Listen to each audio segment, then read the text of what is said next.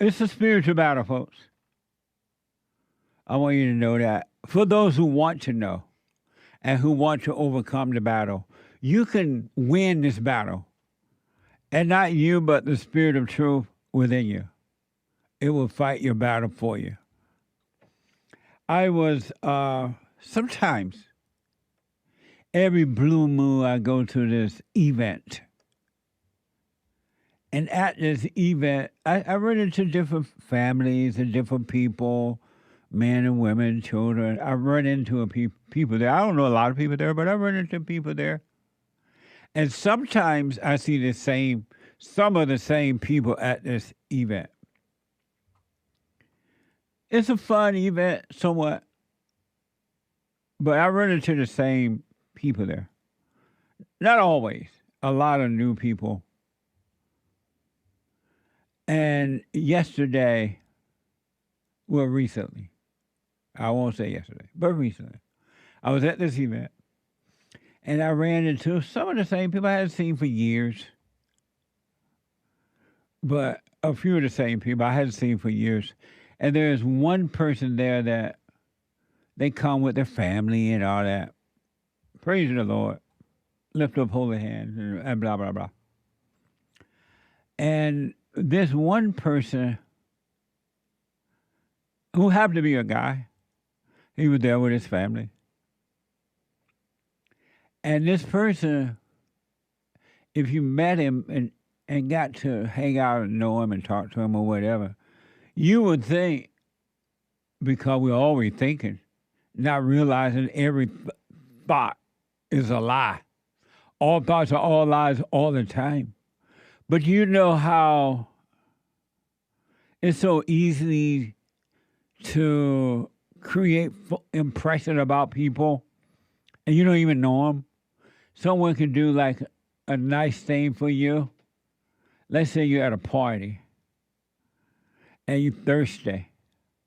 And someone notices you're thirsty and they bring you a cup of water or something. And right away you're like, oh, that person, they so nice. You already make a conclusion impression of that person. You call them nice just because they brought you a glass of water.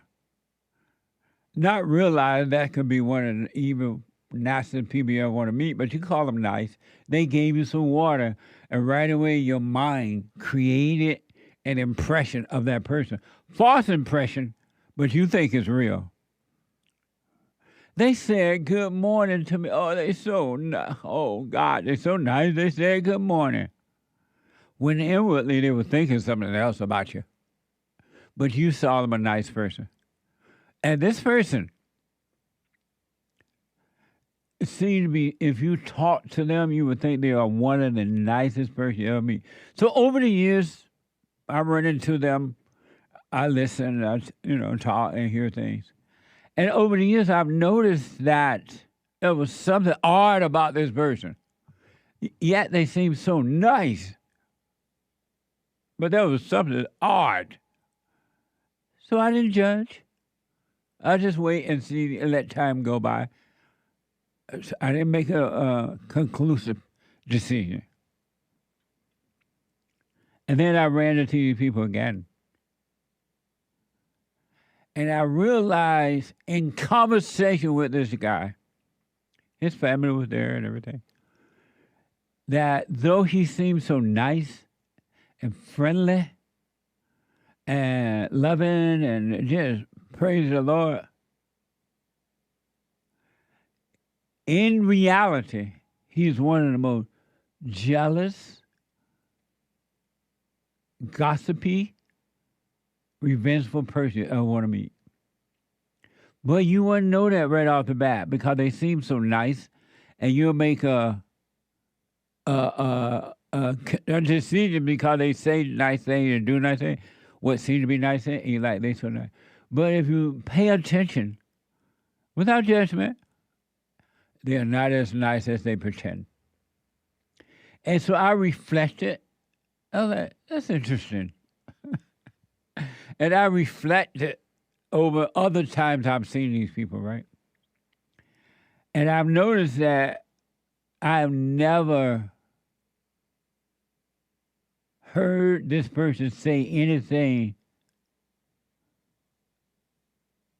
nice about anyone who seems to have more than they have or seem to be doing a little better than they are in life and blah, blah, blah. They have always put the person down. They think that what they have is, but they think they all this. They think this is it. Everyone, man or woman, I've never heard this guy say anything kind about a person who seemed to be doing better or have more than him. Really. And it occurred, it's kind of been occurring to me off and on, but I just allowed it to occur. And I realized this is an evil person. And this person cannot be trusted. They cannot be trusted. Really. But if you met them, your first impression would be you can trust this person all the way home to Calvary. Because your first impression is coming from your imaginary mind. And thoughts are being made for you, decisions are made for you, and you think you make your decision about this person. But this person, honestly, is an evil person. Nasty, vicious, gossipy, and jealous. But you wouldn't know that offhand. Unless you just really paid it. You were working on yourself and you paid attention. Human nature. Really, I'm not just saying this. Right? In the Bible, in the Word, it's called human nature. Christ said, I would change, something like, I would change your human nature. Human nature is evil. We call it, sometimes I say human nature, but not you, your false nature, your false self. Your ego, your whatever you want to call it, your ego, your thoughts and emotions. But it all ends up to mean your human nature. It must change. It is evil to the core. And it can put on whatever act it needs to deceive you. Really. It's amazing. It's just absolutely amazing to me. It's amazing in so many ways for me. First of all, I'm black and slow, and I couldn't make this up myself. Secondly, I can never see these things on my own. You have to want to see the truth. And the truth will come if you open yourself up to the truth, man or woman, no matter what color, what money, where you live, you open yourself up to the truth will come. That's so interesting to me. The truth will come. And the truth will take over, just as the lie has done all your life when you agree with it. The truth will take over and it will guide your path. And it will reveal reality to you. It is your protector. Most people don't believe that the truth will protect them on the earth. They don't believe that at all because they don't believe in God. They don't believe in the truth. But I saw this, and I've been kind of seeing it. But at first, I would like pass it off as kind of a joke. I thought they were playing around, but they ain't playing. They are not playing. And so I saw them, and I noticed that. And I was like, wow, that's so interesting. But you can overcome human nature. You must be born again. In the Bible, it's called born again. It's called you must die from the ego nature. And for those who don't know, because I realize most people don't even know what the ego is. I've been hearing about the ego for a while now, and I didn't even understand the depths of what ego meant until the last 30 years or so. The ego is, and without a doubt, I want you to know it for those who are working on themselves.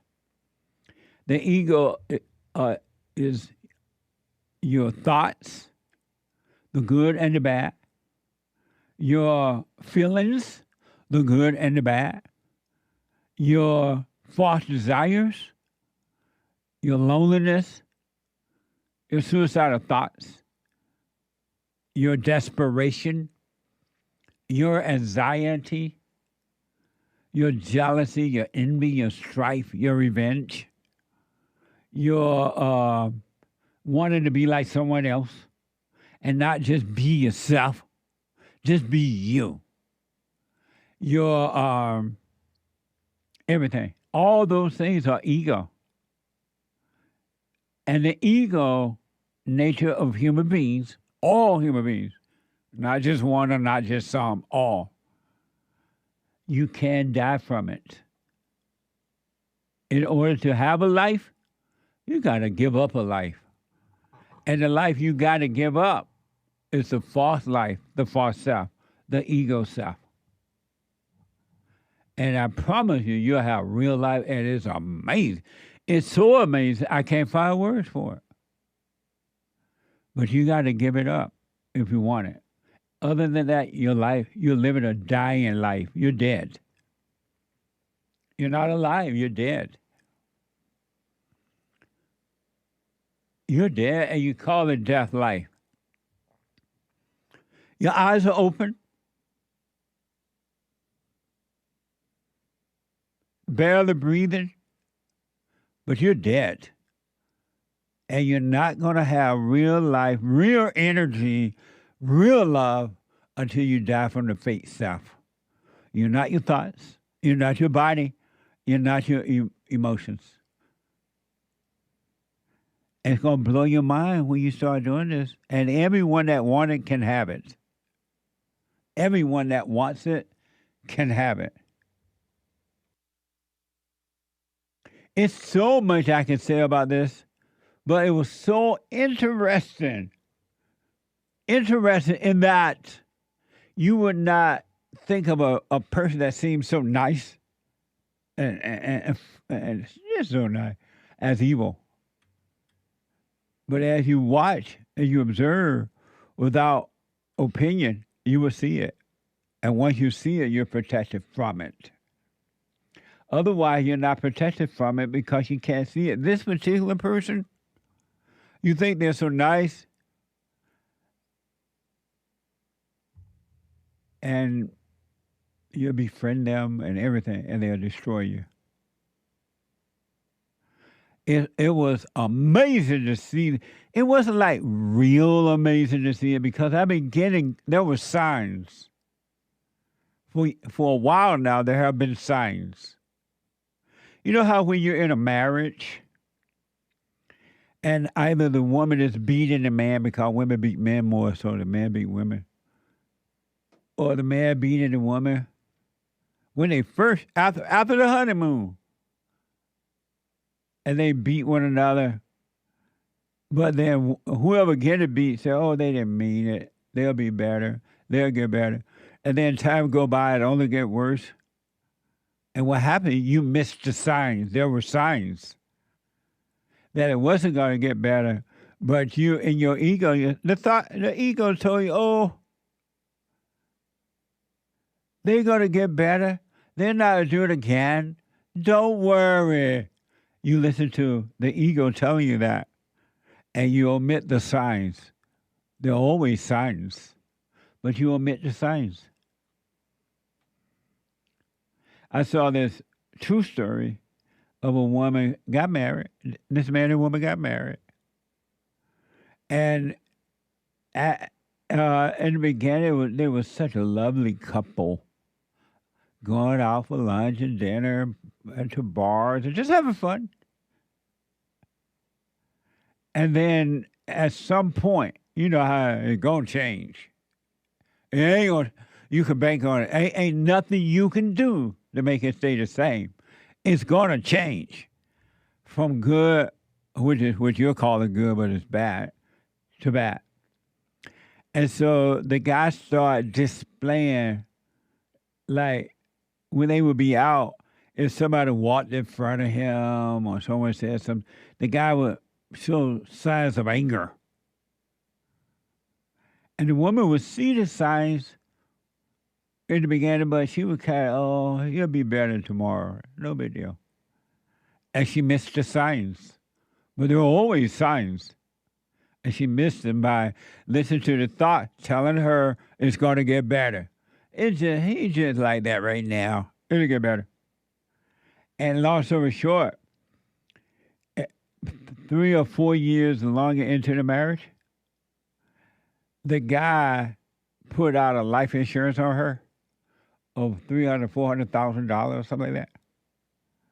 And the guy set the house on fire. She had a baby. They eventually had a baby. And the guy set the house on fire. And he set her up in the bedroom and set the house on fire and tried to kill her. She was fortunate enough to get out all burned everywhere, but she later found out that he set the house on fire to get the insurance. But before that, he had beat her. He had just treated her awfully and just bad things. There were signs along the way, but she omitted the signs. He went to prison and died in prison or something like that. But there are signs. Just like when you overcome the ego, there are signs along the way. Really, there are signs on the way to overcome it. There are signs. Just like in relationships and everything, there are always signs, but you omit the signs. A lot of relationships that end in anger and violence and jealousy and strife, they don't have to be, but you omit the signs. Pay attention to the signs and don't let the imagination, ego tell you it's not what you see. It'll get better.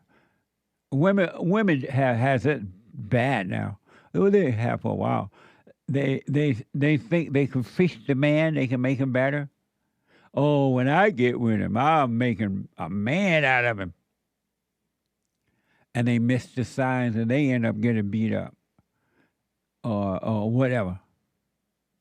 So there are signs on this path to overcoming the ego, and there are signs along the way of getting deeper into the ego. Pay attention to the signs. Pay attention to yourself. Anyway, just a little lesson that I learned, and I realized it was so amazing because this person, you wouldn't automatically think that this person is jealous and evil and revengeful, and that they would never say something about someone behind their back. You would never think this about that person, but there are signs. It's so crazy, but I understand it. You must die. There's a kingdom of heaven within us. You don't have to live your whole life in the darkness outside the kingdom. Go into the kingdom. You're welcome into the kingdom. All who want to be into the kingdom of heaven right here on earth, you could be there right now. Really, you really can. It's up to you. The Pope, he dead. The Pope expired, according to the reports. I guess yesterday or Monday morning. This Pope was a mess. Not only was he ticked, he was a liberal.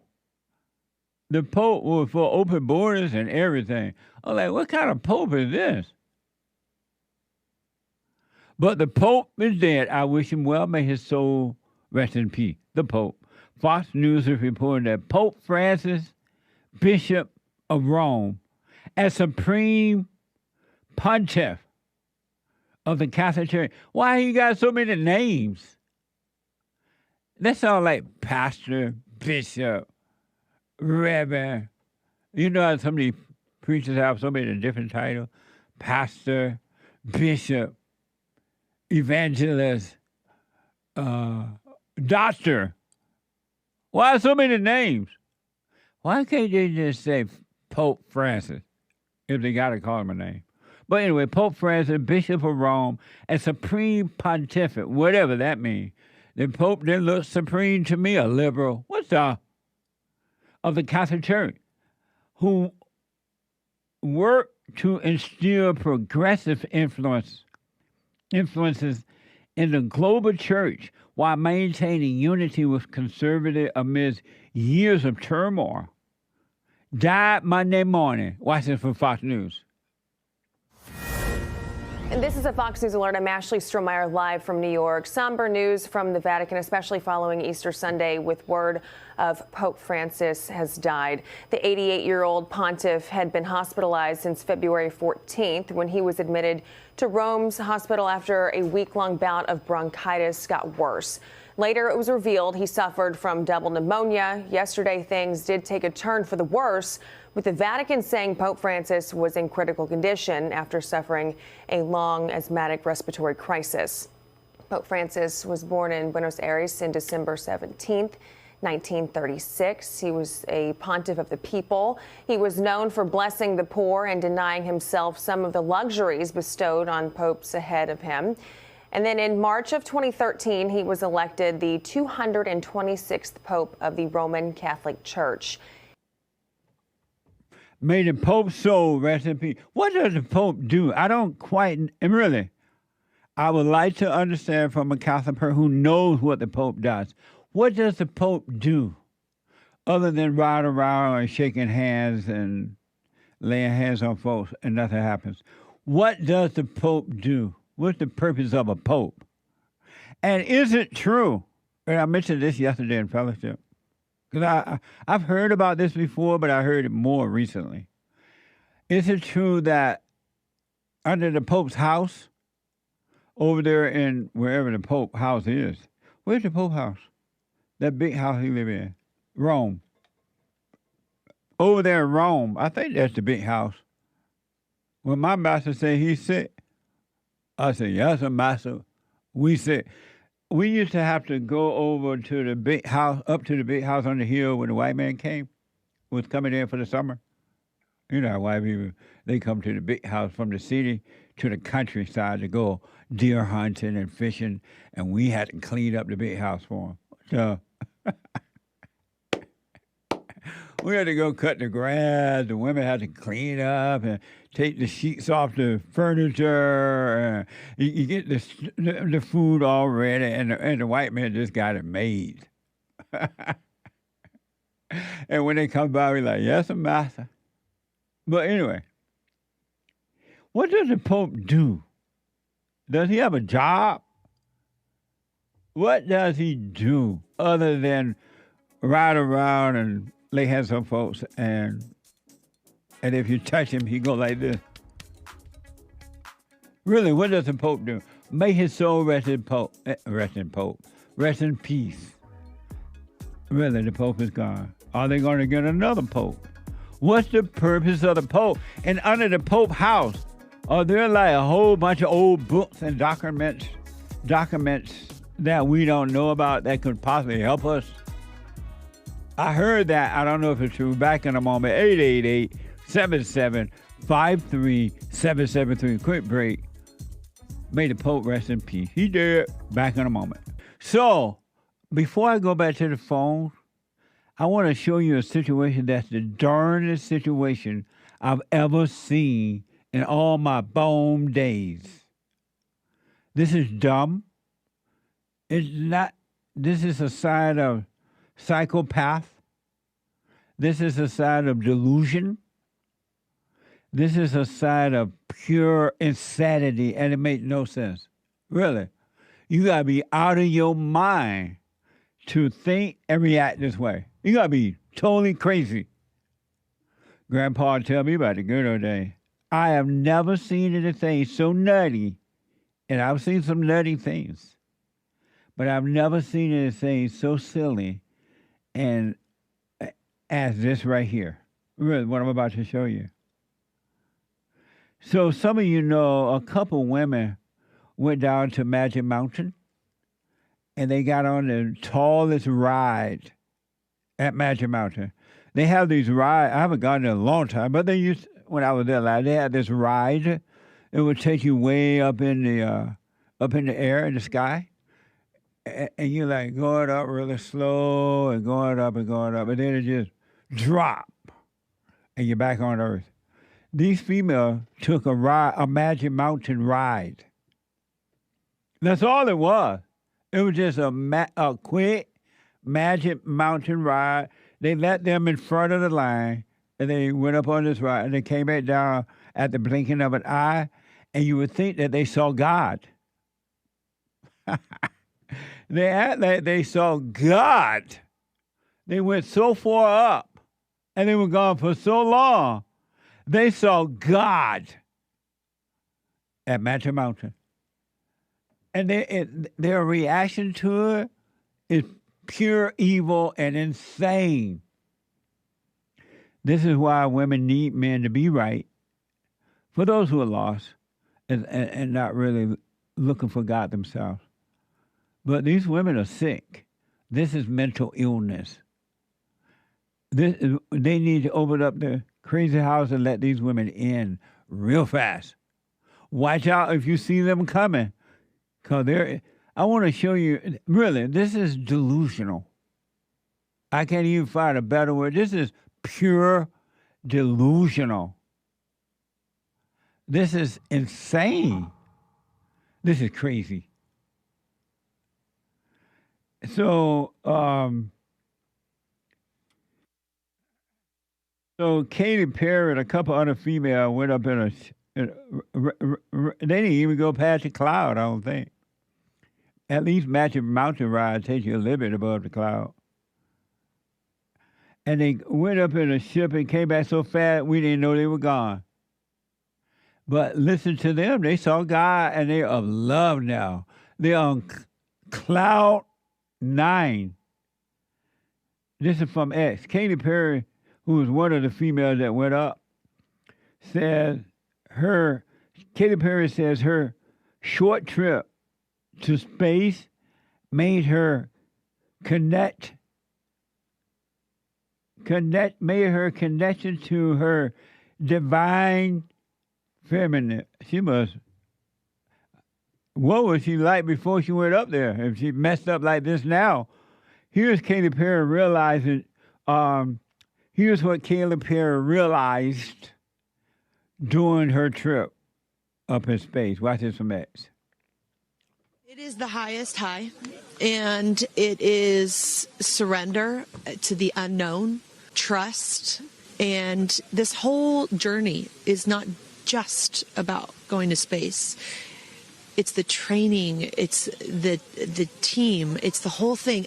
I couldn't recommend this experience more. This is like up there with all the, different tools that I've learned in my life, from meditation to the Hoffman process. This is up there because what you're doing is you're like really finding the love for yourself, because you got to trust in yourself on this journey. And then you're feeling the love when you come down, for sure. And you're feeling that strength. So I feel really connected to that strong, divine feminine right now. What is she talking about? Really? I need a joint to understand what she's talking about. Everything she said is dumb, and it made no sense at all. 0 sense. Who is Katy Perry? What's one of her songs? Oh. What? I can't remember. How's fireworks go again? Fireworks in the sky. Right? Dun, dun, dun. That's not helping. Okay. Your singing not well. Oh, okay, my bad. But I sing. Let me hear. High the tiger. There, that's the one. You know that one. How that goes? You had it better than me just now. How? Let me try. The tiger. Well, she need to go back into the eyes of the tiger. Because she lost her mind. Oh, because you're hot, then you're cold. There you go. Bada bing. You're in, then you're out. Oh, you're up, then you're down. Okay. Katy Perry has lost her total mind. Somebody better lock this girl up before it's too late. Really. Because what she said about this little ride at Magic Mountain is dumb. She got all that from a 3-minute ride. I don't even know if it lasted that long. And she got feminism divine now. What is that? If ever we needed you, Lord, we need you now. This is just Katy Perry and all those little women, females that went up on that ride. It wasn't nothing. Come on now. She also said she hoped the world can learn a lesson on unity and that you can never truly know how loved you are until the day you launch. Watch this. I hope they can see the unity that we modeled and replicate that and understand that we weren't just taking up space, we were making space for the future. For me, like Gayle said, this wasn't a ride, it wasn't a destination. It was a journey, and it was a supernatural one. And my journey has always been about love and belonging. And I think that we have all felt that sometimes we weren't worthy or we didn't belong in certain ways, no matter all the accolades, no matter all the studying, no matter anything. And I think today we all said it, like, we belong here. Mm-hmm. I think that you'll never know the amount of love that you have inside of you to give and to receive until the day you launch, because you're leaving all the love behind and you're surrendering and you're hoping that you get another chance to love them again. And so when you come back down, you're like, oh, I get another chance and I'm going to do it. Oh, my God. Now I'm crying. Okay. What? And so you want women in charge, right? So did they go up on PCP or something? Did they take some acid before they went up? That sounds like an acid trip. I remember once I was at a party, and somebody said, "Hey, Jesse, you want some window pane?" I didn't know what window pane was, but I'm at the party, and they gave me a little window pane that was on a little thin piece of paper, and you put it on your tongue and melt. It melts on your tongue, and you feel like you go up in a rocket, and you feel all love. You feel like it's just love. Everything's fine. But then after a while, you start seeing the rocks and things move like snakes and frogs, fake rocks in the grass there. It was a trip. That sounds like what Katy Perry these women took. Well, they all acid. Come on, be honest.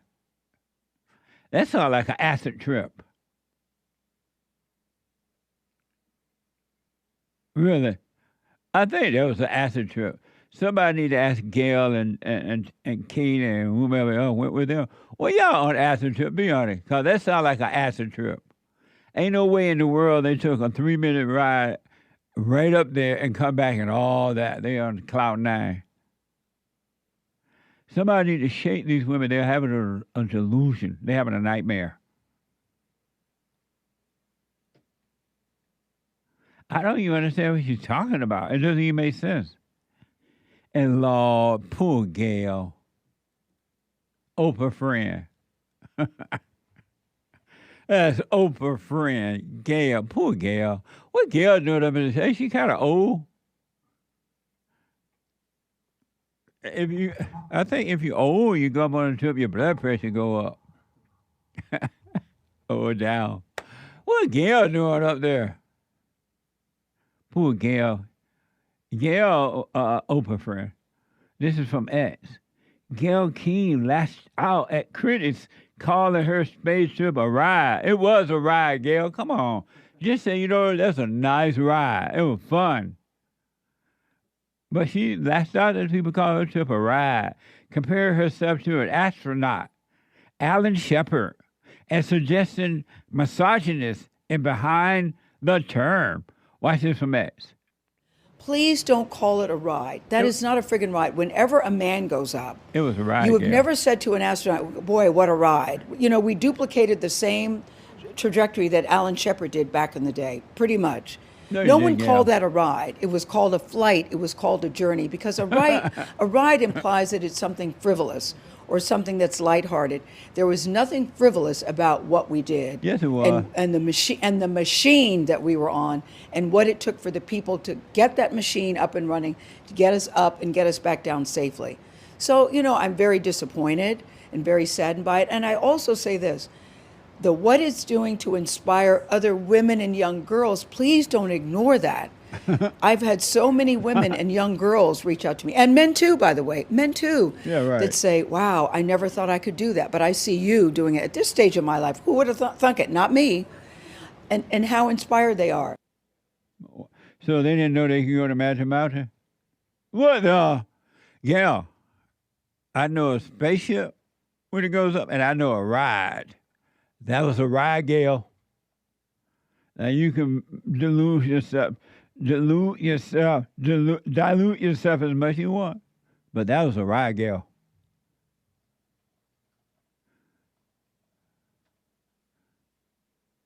And you can give all the respect to the roller coaster engineer as well you are.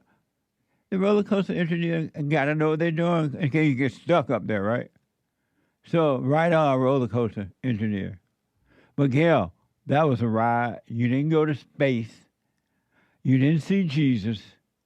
And that was a ride. And those other girls that told you they want to do it too, all they're saying to you, Gayle, they want to go up on the roller coaster too. It look exciting. Poor Gayle. Isn't she too old to be going up there anyway? Or she have a heart attack or something?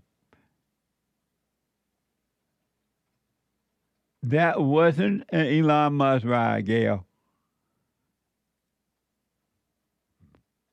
That was a ride, Gayle. Nothing more, nothing less. You went to Magic Mountain and thought you was in outer space.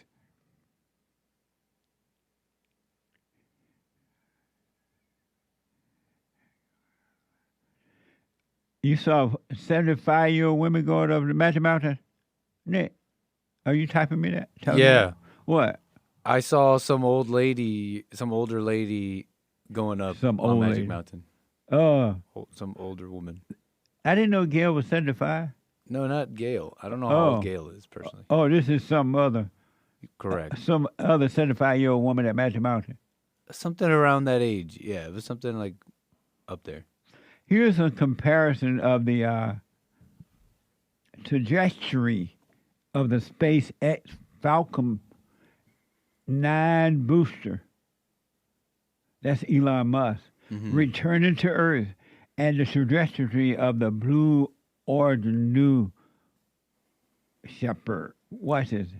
Yeah, you see here on the left, the little trajectory is the Blue Origin, the Magic Mountain. That's what Taylor Perry and this woman was on. Correct. Gayle. Correct. If you see that dotted line, it indicates the Kármán line, which is what they say is the boundary of space, where space begins and our atmosphere ends, about 100 kilometers away from the ground. And they get right up to the edge of that. The SpaceX Falcon, however, on the other hand, has a much more complicated trajectory. You can see it goes up. It splits into another part that goes up higher, and then the booster loops back and lands. That's Elon. Correct. I rest my case. Right on. Lord, poor Gayle. And this Taylor Perry, what? Her trip.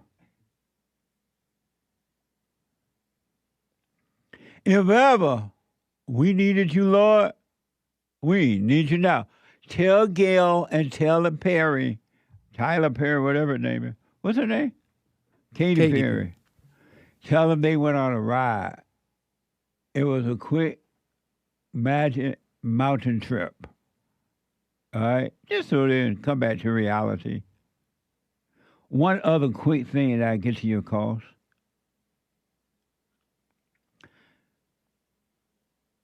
Talk about black entitlement has to end.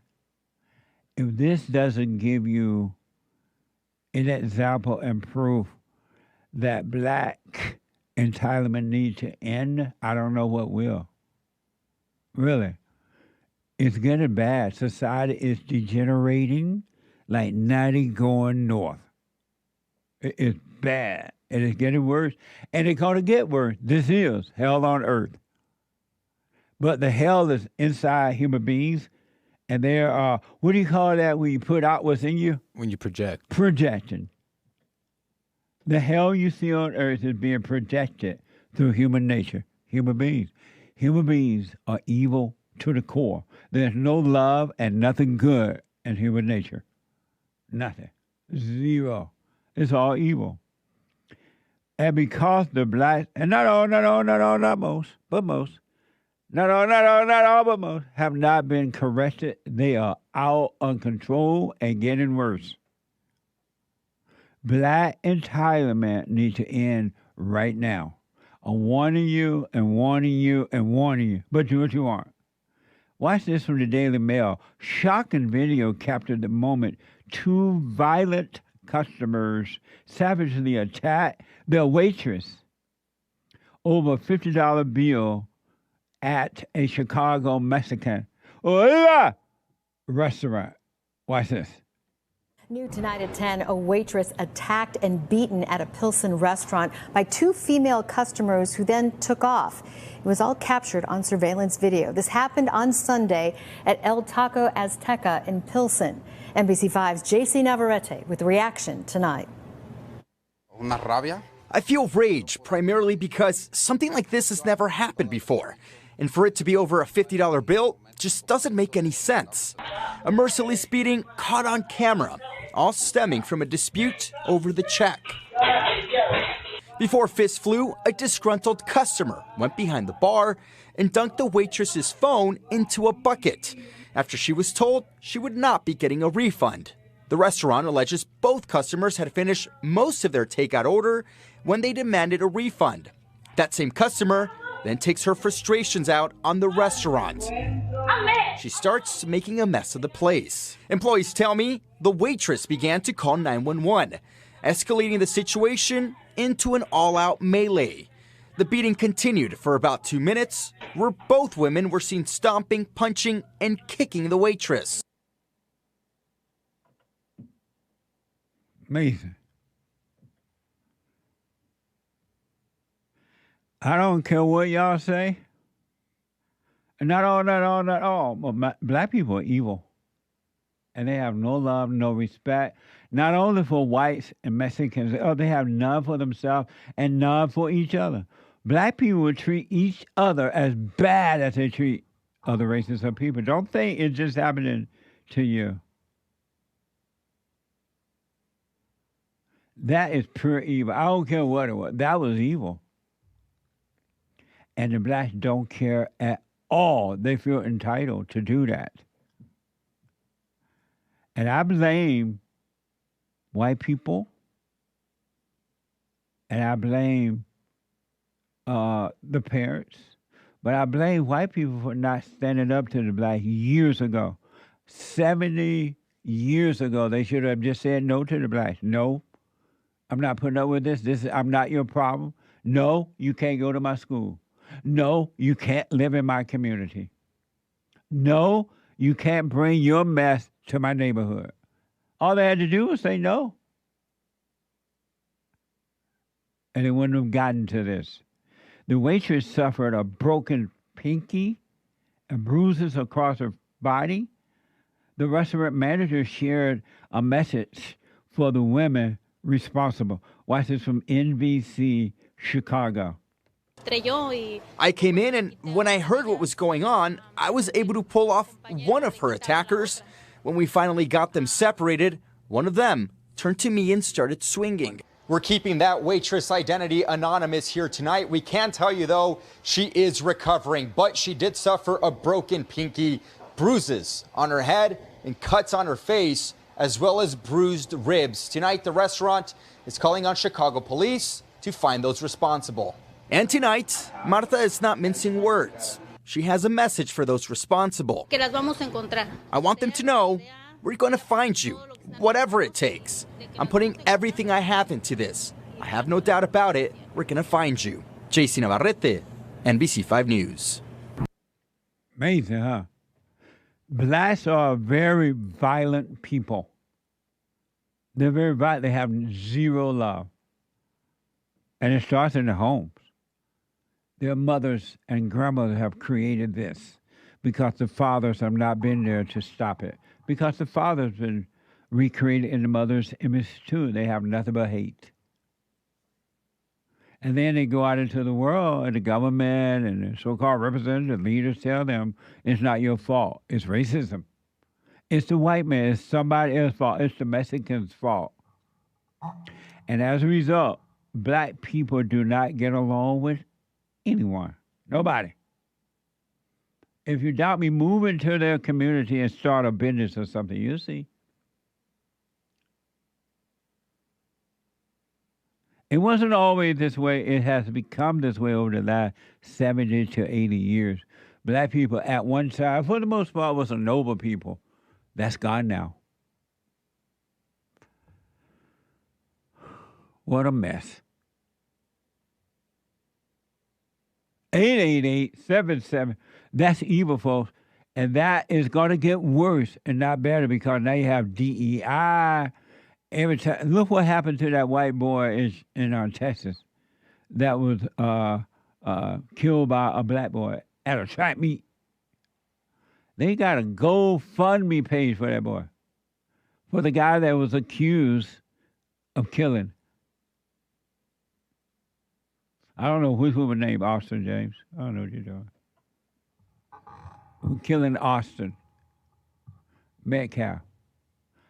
For the black guy that was accused, and they said he admitted to doing it, they created a GoFundMe page, and he's being treated like a hero.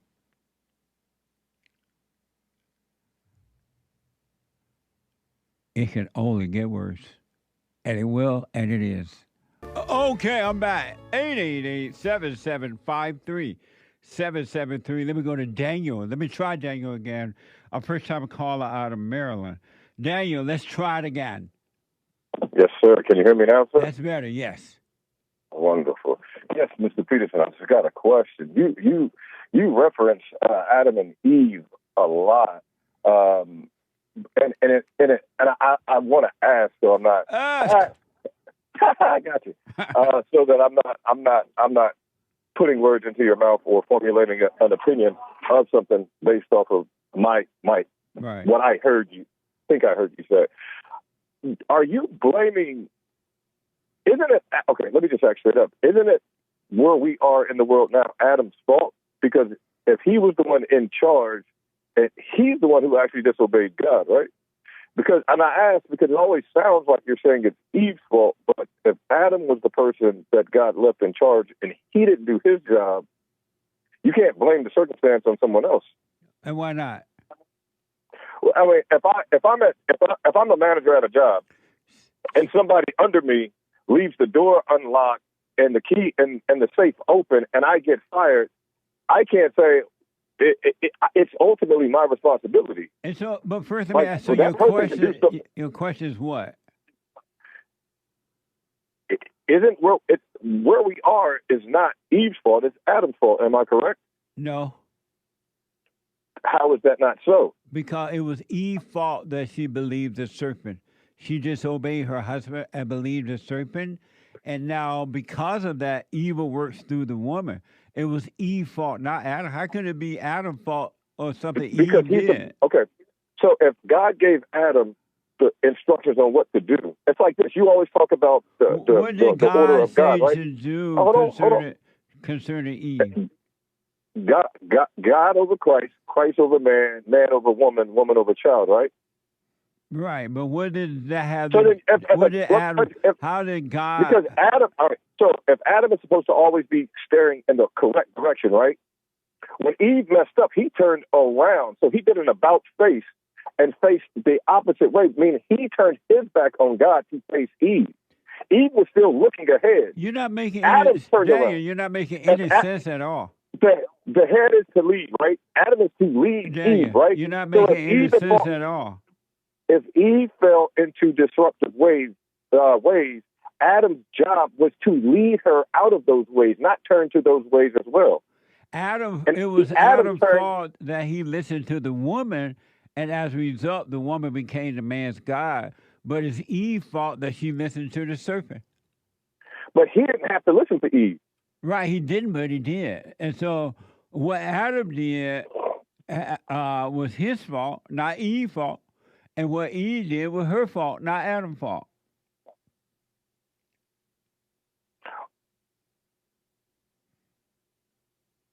So would you blame a child for what a parent didn't teach him? I'm sorry? Would you blame a child for what their parents did not teach them? What Or does would that it be their have to parents' do with fault? what Adam and Eve Because did? You're doing if an if Adam- now. if- The if is No. the fact is If that Adam- Eve. the fact is that It was the Eve's fact is fault that she listened to the serpent, and it the was fact Adam's is fault that he that- listened to the woman, because God said, Adam, because you listen to the woman, this is going to happen. And Eve, Right. because you listen to the serpent, this is going to happen. And God didn't blame Adam for what Eve did. God blamed Adam for listening to Eve. Right, so it's Adam's fault. It's Adam's fault he listened to Eve, but it's Because he Eve's didn't fault correct the action. it's Eve's fault that she listened to the serpent. Why don't you understand that? Why are you trying to Why omit don't you that? understand? And I'm not trying to. I'm saying it's like this. If my child messes something up, right, it's my job to correct the child. How not you to then going turn from around a and do what the child to does. an adult? Because if I'm in the headship, that means I am her leader. I am her teacher. She is following my direction. I don't follow hers. So if she messes up, it is my job to correct her. That's If not- my no. wife gets out of line, It's not your if my wife is out of job. line, It's not your job that is to my save duty. you. If you are the head, if you are the leader, your job as a leader is to correct those who are doing wrong. Just like Jesus and God corrects us of our sin. He Daniel, instructs us not to do Hey, those Daniel. things. Yes, sir. Calm down. You're preaching. Calm down. It's not the man's fault to save the woman. It's the woman's responsibility for salvation. No man, no woman can save another person. It was Eve's I fault. agree. It was Eve's fault for her own salvation. It was Eve's fault that she listened to the serpent. And it was Adam's fault that he listened to the woman. And God made that clear. He said, Adam, because you listened to the woman. He didn't say, because you let Eve listen to the serpent. He didn't say you were responsible for Eve. He said, because you listened to her. And every time the man listened to the woman, he will suffer. He didn't say anything that you're responsible for Eve. Not at all. You're making that up. No, I'm not. You are. It's like this. You can't. It's like this. How You're- can you save your own wife? No, but I can guide my wife out of that Can situation. you save your own wife? Yes, I can. How? If my wife, if How there's- can if you there's- save if- your own wife? Well, if you stop cutting me off, I'll explain it to you. If you don't have information and I supply that information, you now have the opportunity to do something. I can't save you, but I can provide an opportunity too. Just like I can provide the opportunity for correction. It's so if I hard for see me to something believe wrong, that you would blame Adam for something Eve did. When No, I'm Adam blaming had, Adam for- when Adam had, Eve was running around by herself. Adam can't be Who did- everywhere. Adam who can't did be God- who did everywhere Eve is. who did God give And instruction Adam to? God told said you Eve can have- not to listen to the serpent. Daniel, I got to run. This is not Bible Why Thump do on you- Thursday. Why do you omit the fact that God gave Adam the instructions and Adam What disobeyed the instructions What instructions? to not eat from that garden? Right, he listened to the woman. So Adam was responsible for what Adam did. If But if Adam God had gave the- not had No, Adam if not God- listened to the Uh-huh. woman, men would not be suffering today. But But you still and believe if women would Eve still had suffer. not listened to the serpent, women would not be suffering today. So then why do you think that the man, okay, never mind. I think I get what you're saying now. The man suffers if you turn, but isn't that why you're supposed to continuously lead, right? So that you don't listen to the woman. Repeat that. I think I'm understanding what you're saying. So, okay. So, oh, shit. Oh, I'm sorry. Oh, wow. So if the man, oh, wow. Hold up. But yeah, so, oh, no, that is right. Wow. Wait a minute. So if the, wow, hold on. So, wow. So the man, right. So, wow, that is right. Wow, you're right. All right. So if you're married, right, and you're supposed to love the wife like Christ loved the church. But if she gets out of line, aren't you supposed to show her the correct way? No. Because she may not want the correct way. You can correct, hey, wife, you need to calm down, but you can't make her see the right way. That's why even God will leave your wife right in hell if she doesn't come to him on her own. He's not going to make her change. He'll leave her right in her misery. And you can't make her change either. The wife must go to the father in the same way the husband must go to the father. Right. But then if that's the case, that's like saying, well, don't ever try to show her the proper way. But if you're supposed to be the leader and the head, then why would you leave a soldier behind? Well, like if this was an army, you wouldn't leave a soldier behind. You show her the right way by being right. You be the light. And if she see that light in you and she want to follow the light, that's on her. If she doesn't, she stays in the darkness. You can't bring her out of the darkness.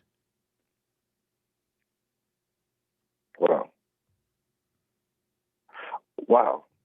Now, let me ask you another question. Do you believe that Eve is short for evil? I don't know. I never thought about it that way. It just sounds like a name to me. Okay. Yeah, I never thought of that. You always say, I say that because you always say that their nature is evil. Right, and if her name is Eve, then you know how like people abbreviate? Like, my name is Daniel, but people call me Dan. Like, you cut it off. No, I never thought of it that way. But her nature is evil because she has the nature of Satan. And evil comes through the woman. And that's why they have no common sense. They don't think logically because they have the mindset of evil.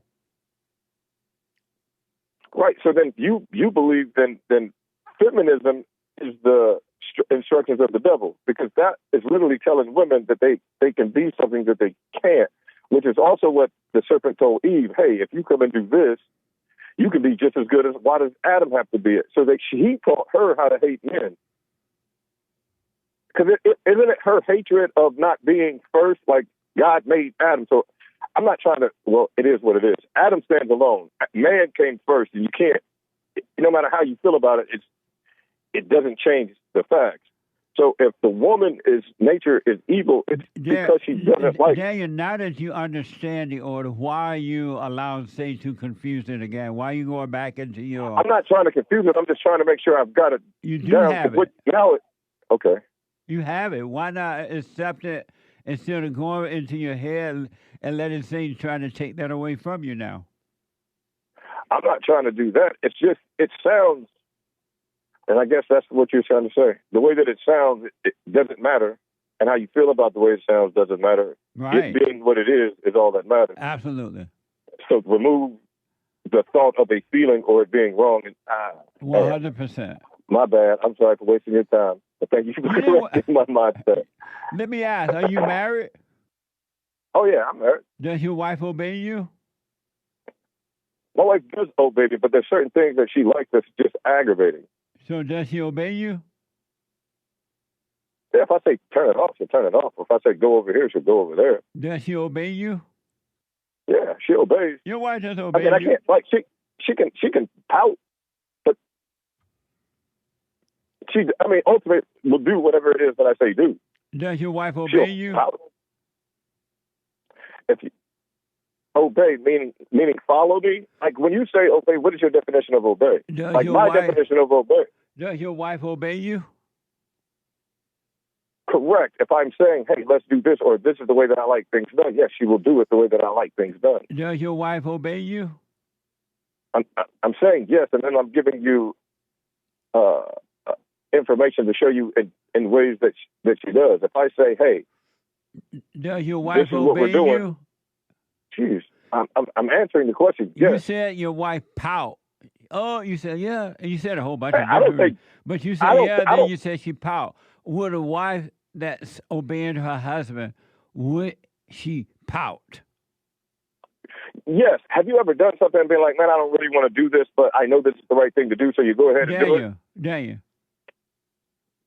you said that she's aggravate you and all kind of stuff. No, I didn't say that. Would an aggravated wife, would a wife aggravate you if she obeyed you? I mean, my personality, there's certain things I don't like. We're talking about your wife, not you. No, I'm saying, so if she's watching, like, there's shows that she likes that I don't like. They're aggravating shows to me. We talk about But I'm you, not gonna not tell her. I mean, not No, her, but you not said, you. No.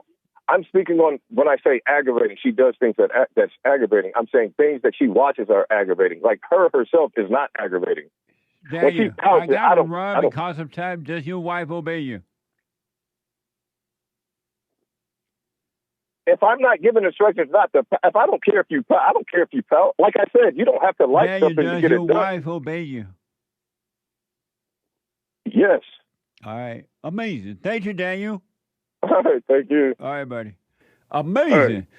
Shout out. I was gonna say Sweeter that man. there's a lot of men who don't think that it's possible to meet somebody who is not making more money than you, and that's the problem. Is that men are like, well, women today are just they make more, so that's how it is today. So you have to Right. do it. They don't think it's possible that you can meet somebody that's gonna understand the order and that it's gonna make sense and you can lead, and they're settling out of just being desperate or something. Amazing. What if they're willing to downsize? What if the woman is willing to downsize? You agree? Okay, we're gonna get together, and you're gonna quit that job. The only And way I you're do gonna it- live in poverty level with me.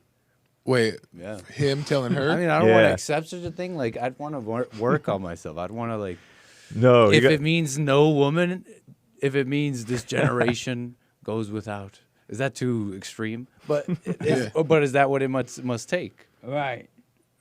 A generation without a wife. I don't know if that's crazy. I don't even know what I'm saying, but That's what I say. though. They're out earning for a reason. They're out there. Yeah, the world is geared to women in some way, blah blah. But can we really sit around and The reason that do the- the wallow thing? We can't do Right. The that. reason that the world is making it that way with women because they know it's not going to work for men. It's not going to work for a family. So because the world is evil, the people of the world, they set it up so that this wouldn't work. Because they know it's never going to work with a woman making more money than a man. It just ain't going to work. And so that's why they're doing it. They don't want family unit. They don't want that order of God thing to happen. So that's why they'll cater to the woman. big time. And it also, I mean, it all comes from hating men. That's the reason why, a lot of women are in these positions in the first place is because they've kicked the men out of them so women can get in them. Yeah. So it's all has to do, the root is hating men and hating God anyway. So it can't work. Waiting on God, waiting on God, he waiting on you. It's not just the laws, though. It's the spirit. It's the weak spirits of the people. Absolutely. It's definitely the weak spirit. Yeah. Because they had strong spirit, it don't matter what the world suggests to you, you want to go with it. Let me go to Maria, right? Yeah. Maria out of Hi. New Jersey. Maria, welcome to the show. You're on the air. Hi, good morning, Jesse. Hey, Hi, Maria. Good morning, guys. All is well. So I'm calling because it's such a coincidence that me and my husband were having this conversation last night, and I'm a little nervous, but Relax. yeah. So we were having this conversation because we're going through this situation because I make more money than my husband. I make a lot more than him, and yeah, like I make like more than 200, and he's making like around 30. Whoa. Yeah, and he helps a lot in the house because it makes sense that if if he goes out to work, he's not going to make as much as I'm making.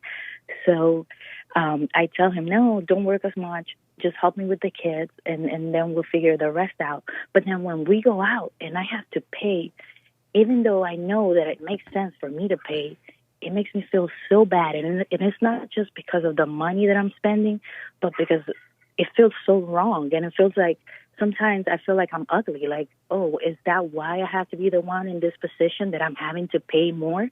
And then I was thinking, you know how people talk about generational curses? Yeah. I was thinking about how my grandma was the one in this position because she had businesses and she made money and she had properties. And then my mom is in the same position with my dad, who's never had like a real steady job. She's always the one making the money and having a good job. And now I'm terrified for my daughters because we have kids and we have 3 daughters and 1 boy. And I'm terrified that my daughters are going to have to go through the same. And my boy is going to be in the same situation as his dad. And then I say, what are we going to do? Like, we can't survive if he's the one making the money, because I'm the one with the degrees and all that, and he doesn't. So how do you deal with a situation like this? I have a small solution for what you've said so far. Just give him the debit card. When you're out paying for stuff, just hand him the debit card. It's a small. You want to fool the waitress, done but that. she's feeling that way on the inside herself. Right, but I've she's actually saying tried it's that not even about the sometimes. money. It's just seeing myself pay like that. I don't like it. Just give him the card. But she'll still feel that way, though. That's the only thing. She'll still feel. But how come, Maria? Yeah. Maria, how come you chose to be in a job where you make that much money? What is it in you that decided to climb the ladder or whatever and do that type of job? Well, because when I was a kid, we didn't have a lot of money, so I wanted to make money. I wanted to have stability in my life. But there's a fall also on your end that you want all that money or wanted that position and keeping that position, and now able to say that you have more than your husband does. So it's not just your husband not making enough. You chose that position making all that money. Yeah, because I didn't want to have to struggle, when paying for things or like buying things for my kids. I didn't want to You have made to that struggle. decision before you got married? You Yeah. started making more money? Oh, okay. That's why, Yeah. because you weren't married yet. Because most Yeah. women don't think they're going to get married. So they're being encouraged, as y'all said earlier, go to school, make more money. So they don't know if they're going to get married or not. Why didn't Can you really help being good at something? What? But anyways, being at that moment when she wasn't married, could you help being good at what you were doing? I don't think it's good, Plus though. her mother and everybody was doing that. She said her mother made money, grandma made money, all the women made money, where the men in their life didn't make the money. Yeah. Her father, her grandfather, and I just question whether or not there's a little bit of ego in there that gets to that high of a position. For sure, there is ego, because I like making that money. I feel, like I feel safe, and I feel proud of myself because, it feels good. I'm not gonna lie, but at the same time, it's also scary, because if I don't make that money, then how are we gonna pay for? Why for did the you things that we marry need a to pay? man that made less money than you? Why did you marry That? him? Yeah, that is also another, and that's my fault too, because I knew he wasn't making a lot of money, and I thought it didn't matter, because as long as I made good money, we were gonna be fine. Is that what you thought? Yeah. Oh. That's what I thought. And so you knew he made less money than you, and you still married him thinking that it was going to work out because you thought it didn't matter, you made more money? Yeah. Oh. I thought, we'll be taken care of regardless. But now, I'm paying the consequences, because I do feel very stressed out, because I think that if I don't make that money, then everything's going to go down the drain. And sometimes I just don't want to have to work that hard. Yes, Hank. You don't really have to work that hard, though. You're having this artificial dread of struggling, and struggling is not that bad. I was scared of being fat. I didn't want to get hungry, so I got fat. And you know what I mean? Like, you don't want to go through the pang of hunger, and you get fat. Right. And similarly, you're scared of struggling, so you're stressing yourself out. And you're too rich. Are you saying that? Are you saying not that it you're turned too out- rich? It's just that you have this fear of that struggle. She's dreading that struggle, and that's ego too. And, It's a and are mess. you saying that it turned out the hunger wasn't that bad? In that sense, I'm following. Right. The hunger is actually kind of good. Can you get fat if you don't eat? Let's say you I don't want to think you lose can. weight, but you say you got fat by not eating, right? No, I didn't want to be hungry, so I always had food, and I you would didn't always wanna- eat. So I got fat. So you mean similarly, like through she the didn't whole want day to. you don't want to feel hungry? What? Similarly, sometimes I've been caught where I don't have food. I'm like, oh my gosh. Really? Yeah.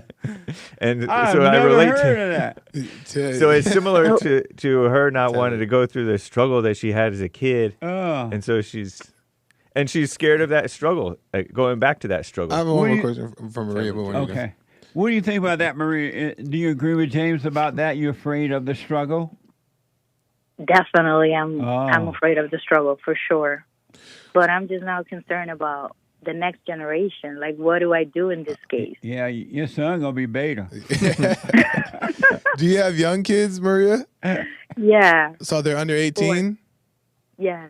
Why not quit your job and let your husband figure it out? He ain't got no money. Right, but then that'll make him. New Jersey They gonna be is very hungry. expensive. But that, Figured it out in years. but that's New Jersey is very expensive. And there's Well, wildfires now. Why not make the risk by doing the right thing? Downgrade the house. Have plan. I'm not saying quit it right away, but have plans to quit the job and have your husband find ways to make more money so that way he can be the man, provide, and you get out of that position of providing completely. That's hard. I mean, I guess that's an option. Does You he- can try to work it out. Does he want to make more money? Yeah, he does. Oh, okay. He does. He feel Yeah, bad he about the situation? Yeah, he does. And do you rub it in? Only when I'm angry. I rest my case. Well, don't worry about it. It is what it is. Do the silent prayer and things will change. It'll work out. Yeah, get over it spiritually. Yeah. The physical issue is nothing. Yeah. All right. All right. I'll try that. Okay. Thank you. All right. I have never heard of that I'm familiar with. I may have heard but forgot. A guy by the name of Shannon Sharpe. I thought it was a rapper. When my producer introduced this story to me this morning, I thought the name Shannon Sharpe meant a rapper. It sounds like a rapper name, right? But apparently not. So there's this guy by the name of Shannon Sharpe. According to Fox News, Pro Football Hall of Fame Shannon Sharpe has been accused of sexually assaulting and battery in a $50 million lawsuit filed on Sunday. According to multiple reports, the former NFL, he's a football player, or was one, the former football player, NFL player, denied all accusations in a statement through his attorney on Monday, calling the civil suit an attempt to blackmail him. Here is more on this story from Fox News. So according to the lawsuit obtained by Pro Football Talk, Sharpe was accused of assault, sexual assault, battery, and sexual battery. The 13-page complaint filed in a Nevada state court accused the three-time Super Bowl champion of engaging in the intentional infliction of emotional distress. The plaintiff claimed that the two began a rocky consensual relationship sometime in 2023, which lasted around 2 years. According to USA Today, the plaintiff was 19 at the time that she met Sharpe. She claims she was sexually assaulted on 2 occasions, once in October 2024 and again in January of this year.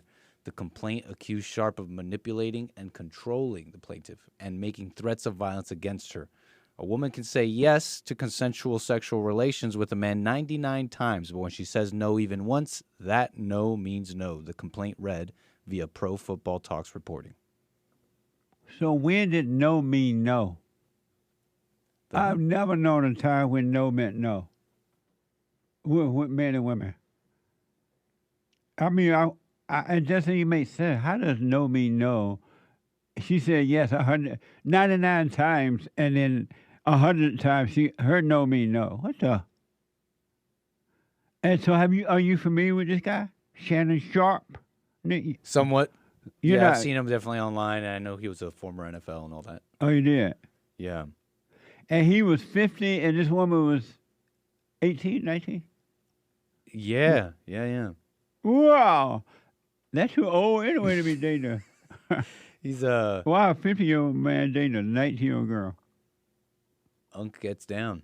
He should have known that eventually the money, and I don't know the case, I don't know the situation right or wrong, but he should have known eventually the money deal going to pop up.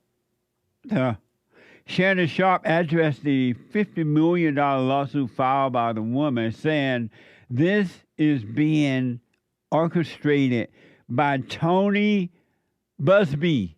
Watch this from X. To my family, friends, supporters, and colleagues, I want to speak to you directly and from the heart. This is a shakedown. I'm going to be open, transparent, and defend myself because this isn't right. This is all being orchestrated by Tony Busby, who has targeted Jay-Z. Tony Busby targets black men, and I believe he's going to release a 30-second clip of a sex tape that tries to make me look guilty and play into every stereotype you could possibly imagine. That video should actually be 10 minutes or so. Hey Tony, instead of releasing your edit, put the whole video out. I don't have it, or I would myself. You know what happened, and you're trying to manipulate the media. The encounter in question took place during the day at her invitation, and now that appears to be a deliberate setup, coordinated by Gabby, also known as Carly on OnlyFans. Gabby and Tony Busby want $50 million. What they're getting is sued for defamation and trying to take me down. My career is all about real talk and honesty. I know my family and fans know exactly what this is about. And I'm going to be out there telling you whatever I need to say, just like I always do. I love all you guys. Thanks. He doesn't look 50. He looks younger than 50. According to Derek, he's 56, according to Wikipedia. Why was it necessary for him to respond in a press conference? Why not just deal with it privately in his own private life? I never understood that. And in case you don't know who Tony Busby is, he was on the image of Tony is the white guy. Correct. That's Jay-Z on the right. The other guy with the long, flowing hair like a white woman is Jay-Z. Jay-Z is the husband to Beyonce, right? Right. Is that right? That's exactly Beyonce's husband. Exactly. So Tony Busby, did he try to sue Jay-Z at one time? That's what Shannon Sharpe said. For what? I'm not entirely sure. But Tony Busby sounds like he represented somebody else who was going after Jay-Z.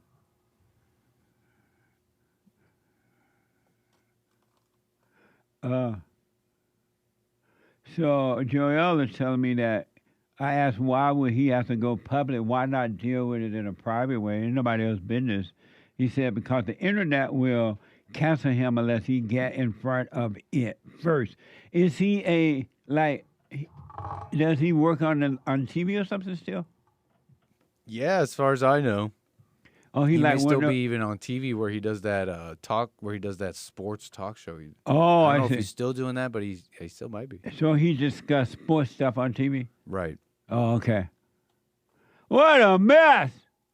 50 and 19. What are you doing with a young girl like that? I mean, do what you want, but freaky unk. 10 years younger is the max. Not. It's not a. How many years 7? is that? 50 and 19. Can you add that up, Nick? That is we need a white man. 37 years old. 37 years younger. Wow. Right. Yeah, 37. I just checked my work teach. I thought it's not half plus 7. Is that right, Nick? Hake. Yeah, it is. I checked. It's 37. Oh, you did. 37 years 37 older years. Yep. than her. Mm-hmm. This is hell on earth. And the human heart is wicked. Really. You got to be careful now who you deal with. You got to be aware that you're dealing with human beings. And human beings can secretly carry jealousy toward you, against you. They can secretly have revenge against you, and a smile in your face, and a cut your throat behind your back. But they'll seem like they're so nice and they agree with you, but inwardly they're thinking and feeling something else. God said, and I repeat, you cannot trust an angry person. And an angry person is a murderer, meaning that they will destroy you. They're already destroying themselves because the angry person is destroying themselves. But they would, for the thrill of it, they would go after you too. For a thrill. Here's another papal candidate. Is Cardinal Robert Serra from Guinea, West Africa. And here's a clip of him explaining. So this guy, as far as I know, is not in the lineup to become the next pope. He's like an outsider, I guess. But he's not in the lineup so far. But here is a clip of him explaining how silence brings us closer to God. This is from a pope. Watch this.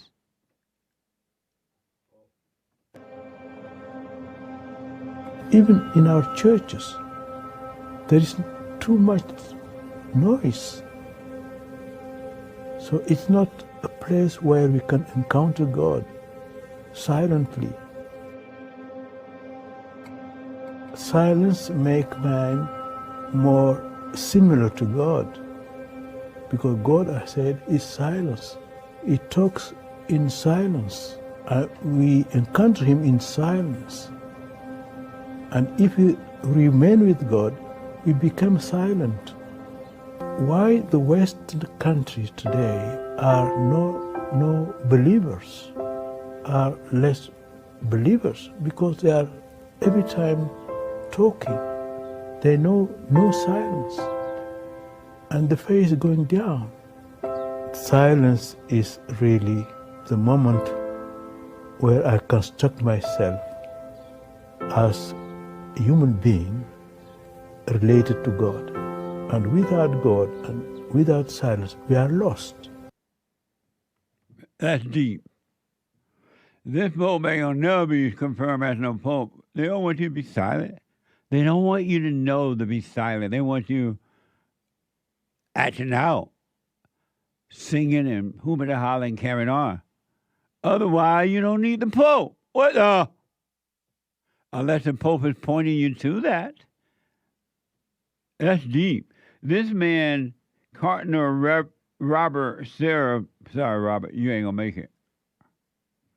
They don't want no silent pope. Here's a clip of Sarah discussing why he believes the Western society is lost because it has turned away from God. Watch this from X. What are we doing here? In other words, what are our lives for? What kind of people are we called to be? The Western society seems to be lost, because when we are cut from God, we are lost. It's like a tree without roots. It's like a river without the fountains. God is our fountains. If we are cut from God, we are lost. And God is silent. That is so deep. I don't know what to do about it. I don't know what to tell you. It's so true. All angry people, there's not one. It doesn't matter. You read the Bible, hoop and holler, you're a Catholic, you're a Pope, you're a Pope follower, you're a Mormon, you're a Aluapa, you are a whatever. When you have anger, you're hatred. You have hatred, and you're cut from God. You're separated. All angry people are separated from God. And you don't know it. Most people don't know it. And you call it something else. You call it loneliness. You call it suicidal thought, alcoholic, drug addict. You call it something else. But the real problem is that you're separated from life. And you have a fake life. A life that brings destruction.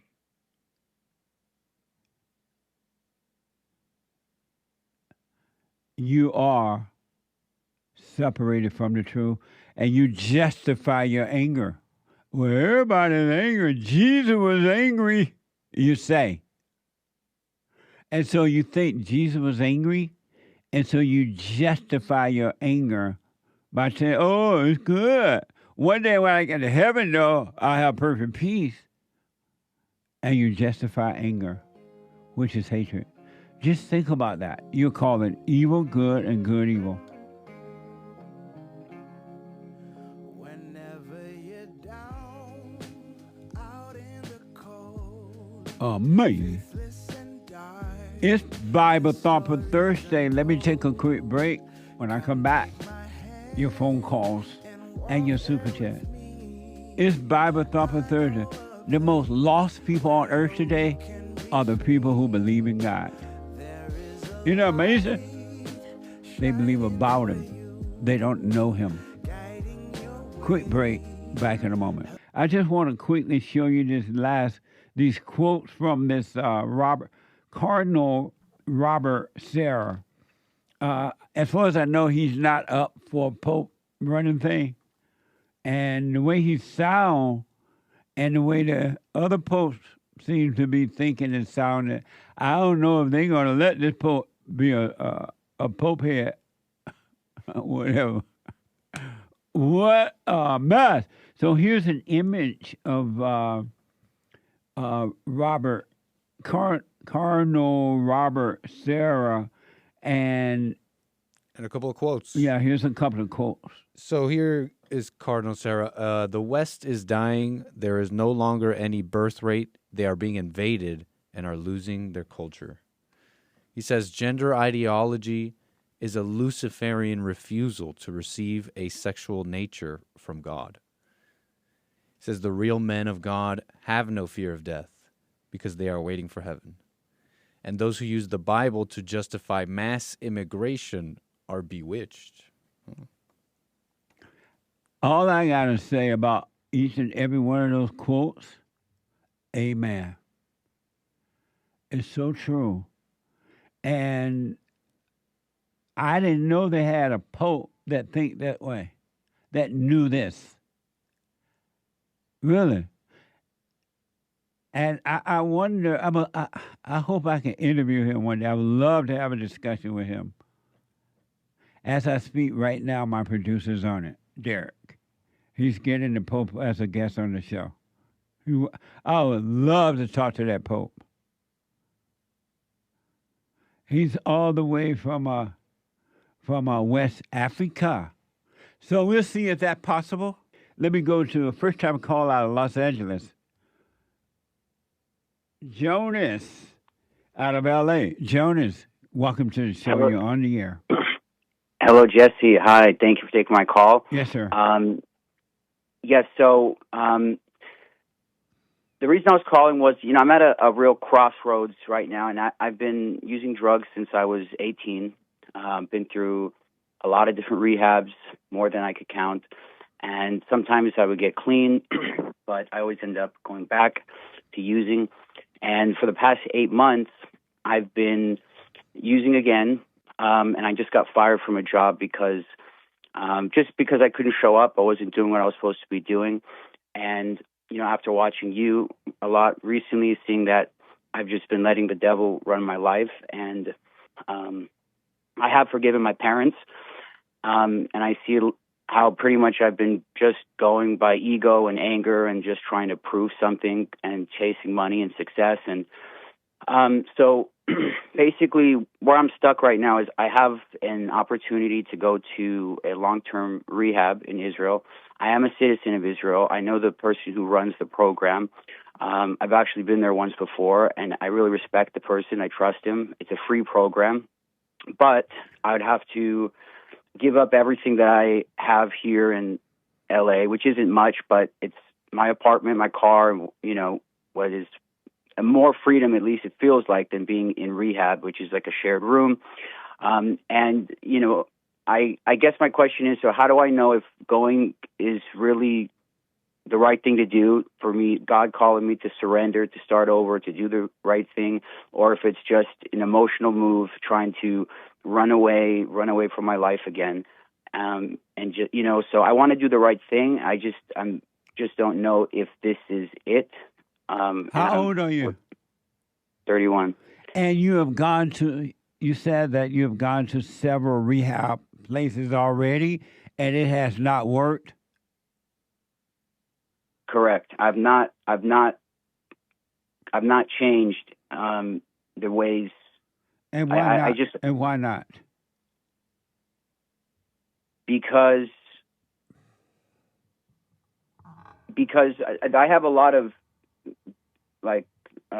maybe low self-esteem, and I just begin to think that I need to change things on the outside to have a good life, to be happy. That now that I am sober, I need to go back and try to make money and try to look good and try to build this life up because I've already wasted so much time.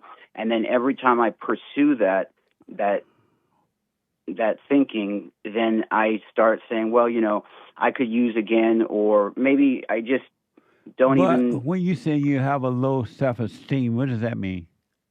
It means that I feel that if I don't have stuff to offer, and if I don't look like I've had accomplishments in my life, then me without any of that is just like I feel like a loser if I don't, as I am right now, if I don't have something to show for myself, basically, and I feel like I haven't done anything. And when you had those things, did you feel like a winner? Well, no, I felt lonely when the times that I did have it. So when you had all those things that you should, what you think made you, that you don't have, you feel like a loser, but you had those things and you still didn't feel like a winner. Why not? Well, what has happened was why did you feel like a winner when you had those things? Why didn't I? Because I don't know why, honestly. I still just felt I just still felt bad about myself, and then I would start using again, and then I would lose everything, and then I would just basically repeat that cycle over and over again. And so you had those things that made you what you think a person should have to feel like a winner, but when you had them, you didn't feel like a winner. It didn't work. Why do you think getting those things again will make you feel like a winner? I really don't even know why I believe that. Maybe it's just from believing a bunch of lies from growing up in LA. And I wish I didn't believe that, to be honest with you. I wish I didn't have that constant pressure and anxiety over me all the time to have to do that. So why don't you stop believing it? You know it doesn't work. When you had those things, you still felt like a loser. You were lonely, things were not working. And when you don't have those things, you still feel like a loser. Why don't you give up this idea of being a winner? Why don't you just live your life? I guess because I keep thinking that maybe I just didn't do it right. And if I just try again, I'll do it a little bit differently. And this time it will work out. And who is causing you to think that way? Well, after listening to you, that's just the devil in my head telling me that. You're not sure about that?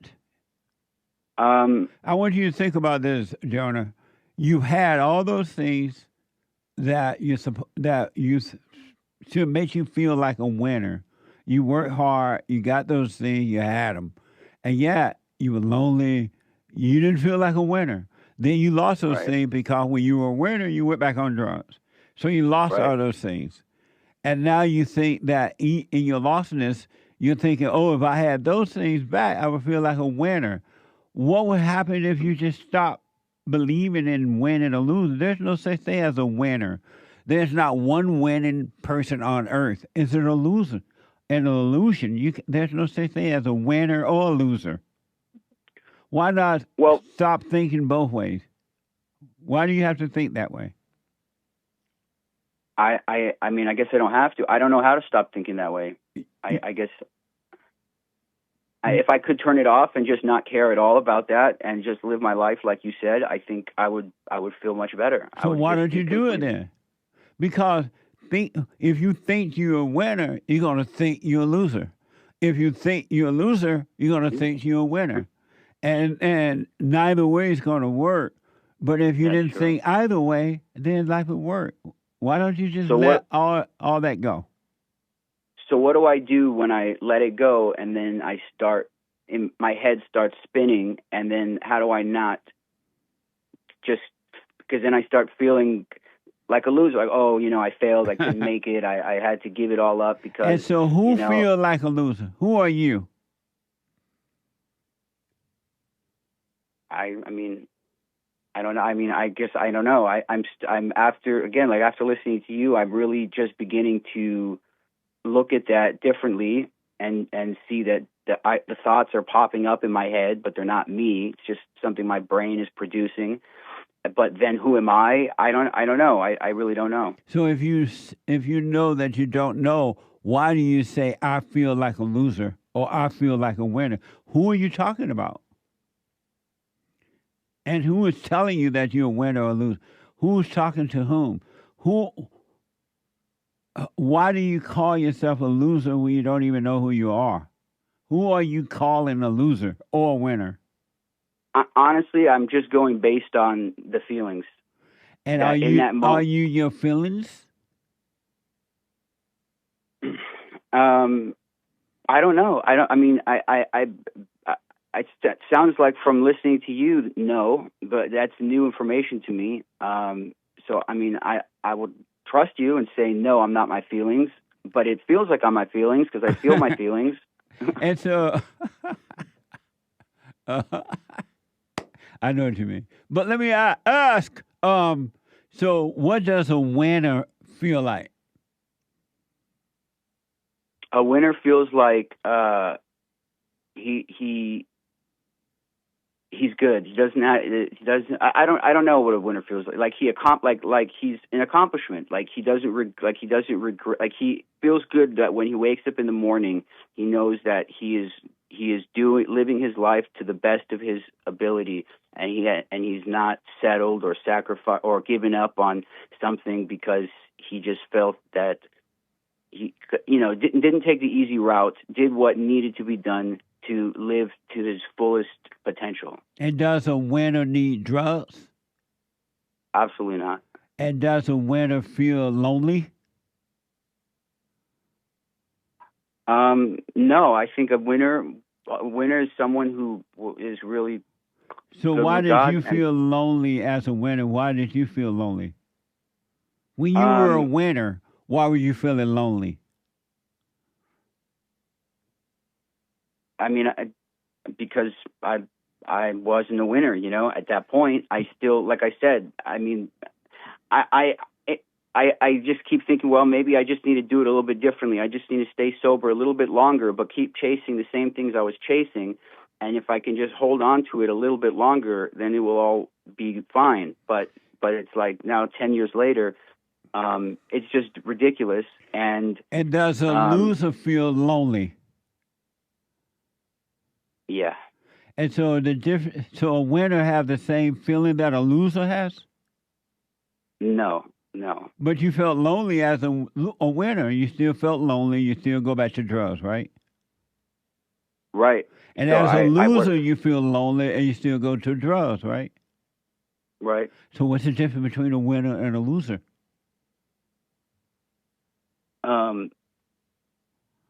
I mean, according to the way I've been living, nothing really, because they've both been the same thing. So why you keep doing the same thing over and over? Why don't you drop the idea of being a winner or a loser?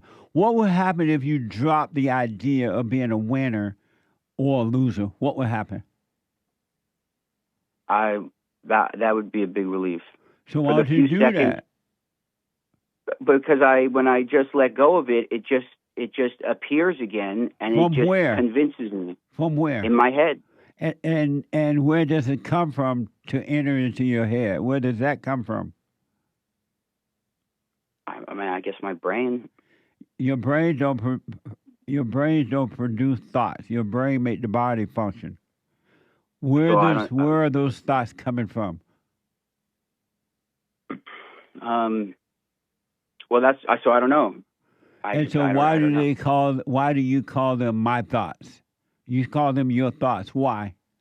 Would you ever make yourself feel like a winner or a loser? Will you ever say that? Will you ever make yourself feel that way, winner or loser? Or would you ever make yourself think that way? No. No, if I could just choose, I would just put it all off and not worry about it. And so, since it's not your choice, why don't you put it all off and don't think about it? Why don't you let those thoughts go? Win a thought or lose a thought. Why don't you just let them pass, knowing that they're not your thoughts? I guess I'm just not convinced of that yet, but I want to be, I'm willing to be convinced of that, and that's part of why I'm calling you. And why don't you? What will it take to convince you of that?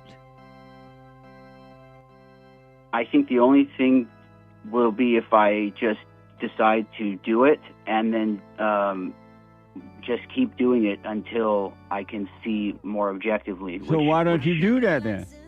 Can you get across a bridge to the other side of the road without crossing the bridge? Or will you have to just sit there and think about crossing the bridge? No, I'd have to cross it. So why don't you just do this then? Stop believing the thoughts. Identify with it. Why don't you just do it? You've heard me say it, and the way you're doing it is not working. Why don't you just do it? Can you hold for a minute? Yeah. Hold on. I want to go back to Jonah, and Jonah is trying to decide if he should go to yet another rehab center, this time over in Israel. Jonah. Yes, sir. I mean Jonas, not Jonah. Yeah. Are you the same guy that was in the belly of the whale? Yeah, same guy. Same guy. That was me. I was like, no, I'm not doing it. I'm not going anywhere. I'm just gonna go back to the bottom of the ocean. So, Jonah, why don't you drop the thoughts and don't think of it yourself as a failure or success? So, when that thought comes up, what would I do then? Just watch it and do nothing with it. Don't call it you.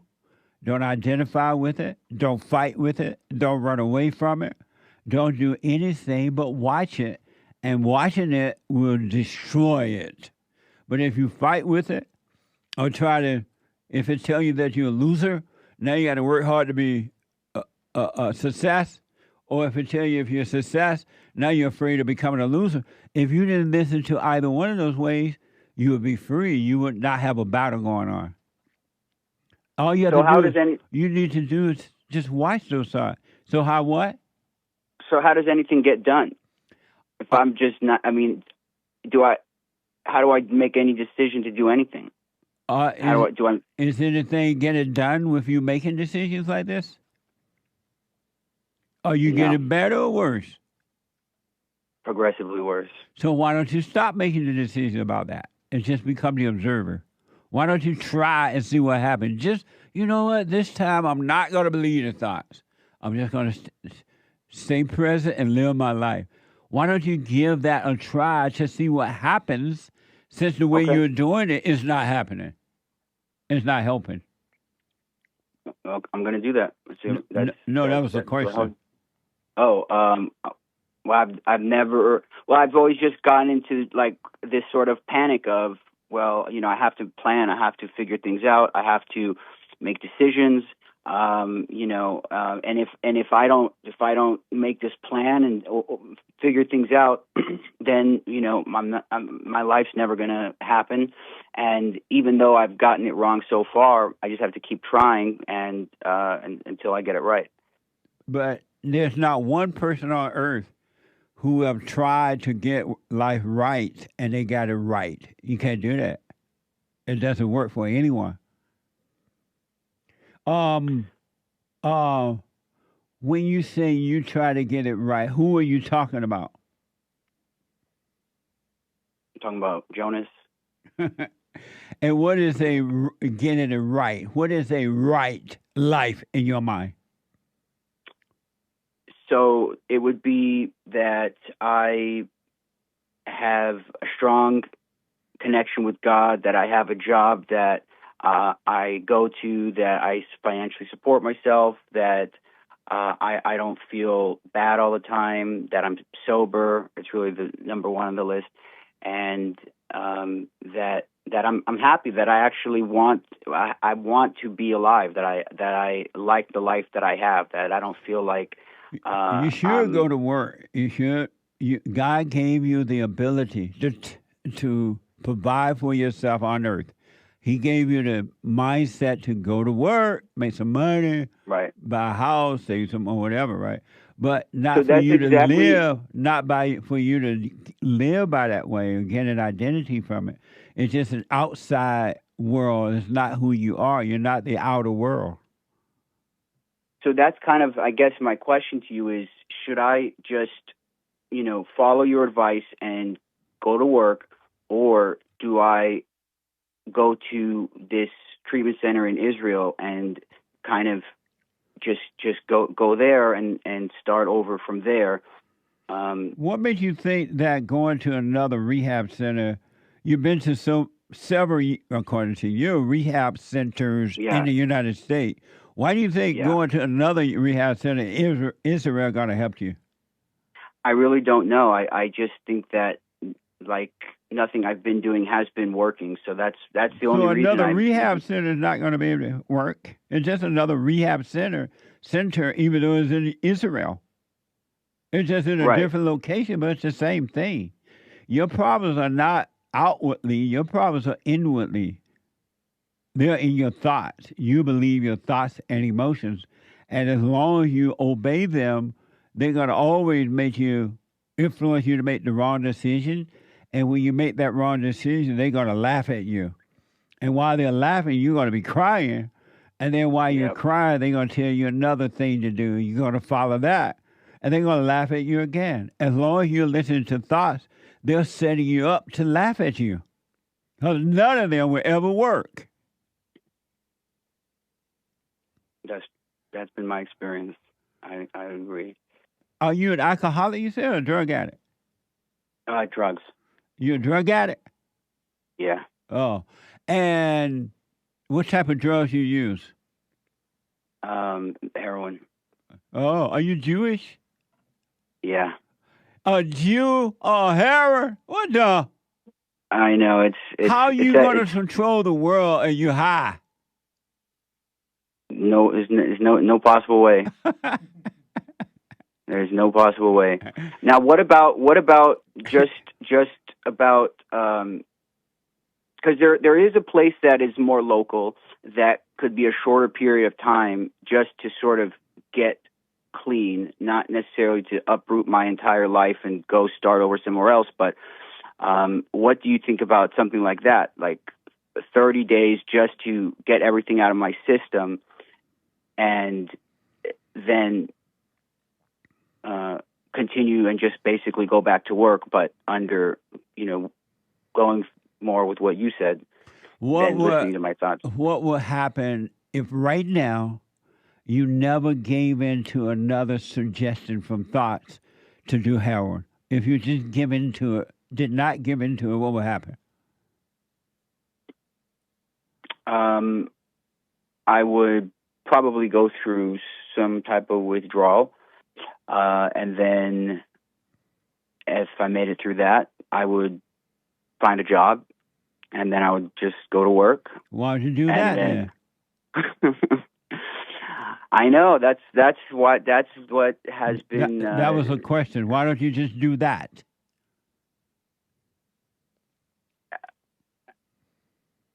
I mean, I feel like every time I try to do that, I give into my thoughts. Why don't you stop? So why don't you stop when the thought comes, the temptation comes to do some heroin? Oh, Jonas, you're lonely right now. Why don't you just pop a little heroin and feel better? What would happen if you didn't obey that and just dealt with the loneliness and realized that there's no such thing as loneliness? That's an illusion too. I mean, I asked probably. Go ahead. Yeah, probably I'd begin to feel better.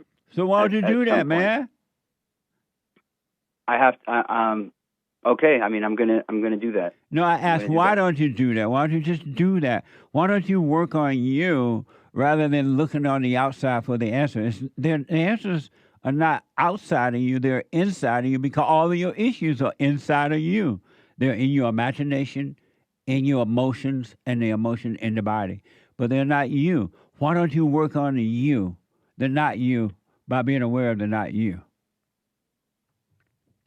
I guess I just really haven't been taking things seriously enough, or been willing to not be a victim and helpless, and up until now, really, I haven't been really seeing it that way. And that's, I think, the only thing that's been stopping me is just living in self-doubt and living in this sort of like giving into my thoughts to just, basically waste my life away. And I just haven't been willing to just make a final decision to say no to all of my thoughts, that all thoughts are lies, and just period. And not So make you're any not exceptions ready to that. be free then. You're pretending. So you go into another rehab and pretend that you want to be free, and you're looking on the outside for the answer as though the rehab has the answer, and it doesn't. Right. Because you may stop doing heroin, but you're still going to be lonely. You're still going to be lost. You're still going to feel like a loser. Because they're just thoughts and feelings. They're not real. So I think you're right. I have been just pretending. I've just been like the boy who cries wolf, basically talking about it. So I asked before the break, if there's a bridge and you need to get from one side of the road to the other one by crossing the bridge, the only way you can get across to the other side, you got to walk across the bridge. But you sit there, you think, you stand there, you're looking at the bridge, and you're looking across to the other side of the road, and you're standing there thinking, oh, what if I can't walk across? What if, I'll try later. Or how would you ever get on the other side of the road without walking across the bridge? I never would. And it's why like don't people. You like what? Well, and my life so far has been people asking me that, and I just been saying, yeah, I understand. I should walk across the bridge. I should go over there. Once I get over there, things will be much better. And it's just been the discussion of crossing the bridge. And so likewise, you should stop believing thoughts, walk across the bridge, and see what happens. Why don't you do it? This time, I'm not going to believe thoughts. I'm going to do the silent prayer. I'm going to become the observer of thoughts, but I am not my thoughts. I'm not going to call them me. I'm not going to identify with them. And why don't you do it just to see what happens? Why don't you doubt the thoughts and see what happens?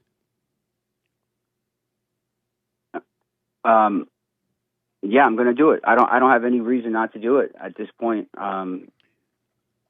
And then don't assume that when you watch these thoughts and stop giving into the suggestion or doing cocaine or whatever you're doing, don't assume you're going to have withdrawals. Have no assumption. Always have a wait-and-see attitude. You may not feel anything about it. You may be just done with it. But don't have this assumption that, if I don't do it, if I do stop, I'm going to have the withdrawal and go through that. You've been told that from the world, and now you're assuming that, and you're going to be expecting that to happen. Why don't you have a wait and see? Wait and see. Okay.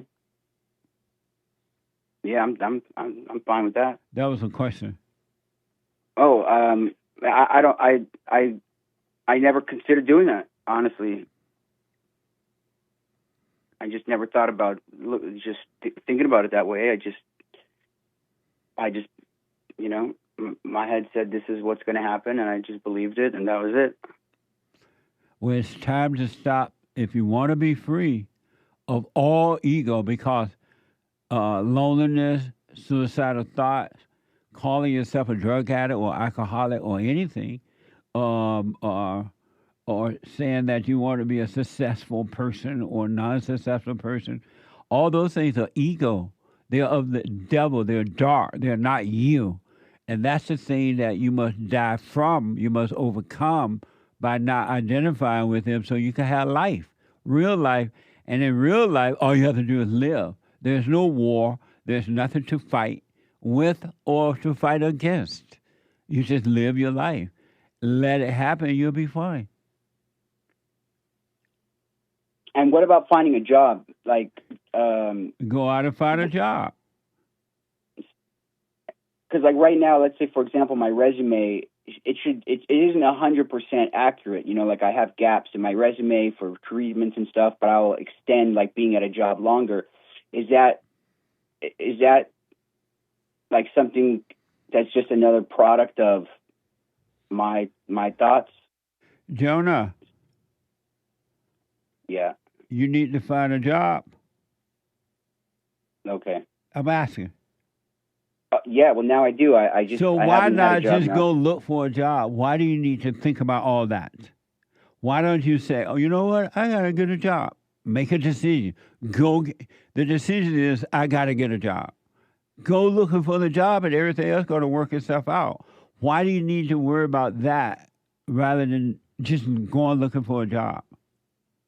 It's like trying to buy a house and you say, oh, I'm going to go buy a house. Then the next thought, oh, I don't know how I'm going to pay for the house. I can't pay for the house. How am I going to get a house? And then coming up with all that going to stop you from looking for the house. Because when you find the house, you're going to be able to pay for the house.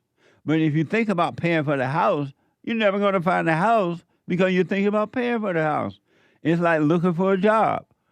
You know you need a job. Go and look for a job without thinking about what's going to happen when I get the job or if I don't get the job. Why not just look for the job and see what happens? Everything else, okay. You will see what to do next. You coming over, oh, I got to find a job. What about my resume? Oh, I got to go, but I lied like this. Why are you doing that? Why don't you live a single-minded life rather than double-minded?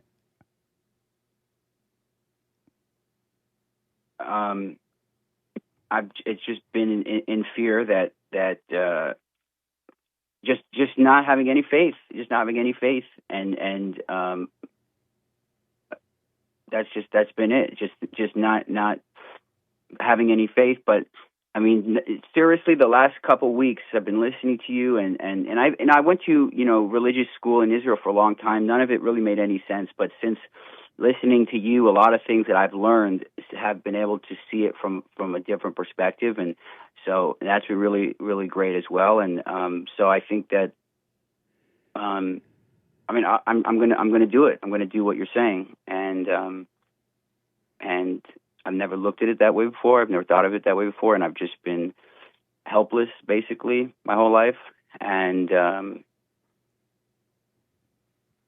not realizing that was just me believing lies that my head was producing, or that thoughts were coming from somewhere, and I'm just going to do one thing at a time, you know. And Jonah, you don't need faith to live. You just need to live. Life is already happening, and it doesn't need you to believe in it. It just needs you to live it. It's already done. It's finished. It just needs you to live it. It doesn't need you to believe. So don't try to make yourself believe in it. You just live. Doubt the thoughts and emotion and just live. Don't be double-minded. Make a decision. Do that decision, and one decision will lead to another and another and another on its own. It doesn't need your help. Okay. I will do that. Have you forgiven your mother and father? I have. You told them? I have. I did tell them. Okay. My mom started crying, of course. When she's crying, she's lying. She's lying, man. As soon as she started, I was like, "Here we go." and then she said, next thing she said was, "How dare you? How dare you?" I was like, "Okay," but I forgave her, and my dad, I forgave him, and that's been helpful. It's been very helpful. Are you doing the silent prayer every morning and night? No, I have not been. Bird. So I'll add that. Bird. Oh, beta. Listen, do what you want. I'm not telling you to go to Israel or not, but what I am encouraging you to do, I want to encourage you to do the silent prayer, practice watching those thoughts. Don't call them you. You can call them it. Oh, I see it. I see it. It's trying to make me doubt myself. I see it. It want me to be emotional. I see it want me to be angry. Don't call it you, so you can stop identifying with an illusion. And the real you will be made clear to you eventually. But the real you have no problems, no issues, no concerns, no worries, no doubt, no anything. The real you is free, and you are as it's so amazing. The real you have no problem. You're fighting with the not you. It's the not you that you are calling yourself a drug addict, calling yourself this and worried about that. That's the not you. The ego is the one with all the problems. The real you have no problems. Yeah. Yeah. So overcome the fake you by being aware of the fake you. You're not your thoughts. All thoughts are all lies all the time about anything. Okay. The good ones and the bad one. And so in closing, the next time the thought come to do the drug thing, right? It's like, oh, you're lonely. Oh, you don't have a job. Here, hit this pipe. I want you to watch it and don't do it. Do not do it. And then watch how those things in your mind and the emotions are going to start screaming. Yeah, oh, you can't live without this. You need this. Hit this, you're going to feel so much better. Oh, you got to have it. And don't do it. And then go like, come on, you got to have it. Blah, blah, blah, whatever it tells you. And then you find yourself giving into it. Don't do it. But let's say you do it. It gets so strong that it's trying to make you do it. You just find yourself being weak. If you find yourself doing it, try not to. But if you find yourself doing it, don't judge it. Be aware of yourself going over to wherever your drug is located, next to your bed or wherever. Be aware of yourself going there to pick it up. Be aware of yourself picking it up. Be aware of yourself putting it in the pipe. Be aware you lighting it up. And be aware of yourself taking that first hit. Be aware of it. Don't be unconscious. And it's the awareness that would take it away from you. It would take away the appetite. I promise you that. But if you like, oh, look at me, I'm a drug addict. Oh, God, I thought I was done with this. I said I would never do this again. I'm a loser. If you start judging yourself, which is a false self, all you're doing is giving life to the illusion, and you're going to find yourself doing it even more so. Don't have an opinion about it. Okay. Try not to do it, but don't judge yourself if you do. Got you. Okay. Thank you very much.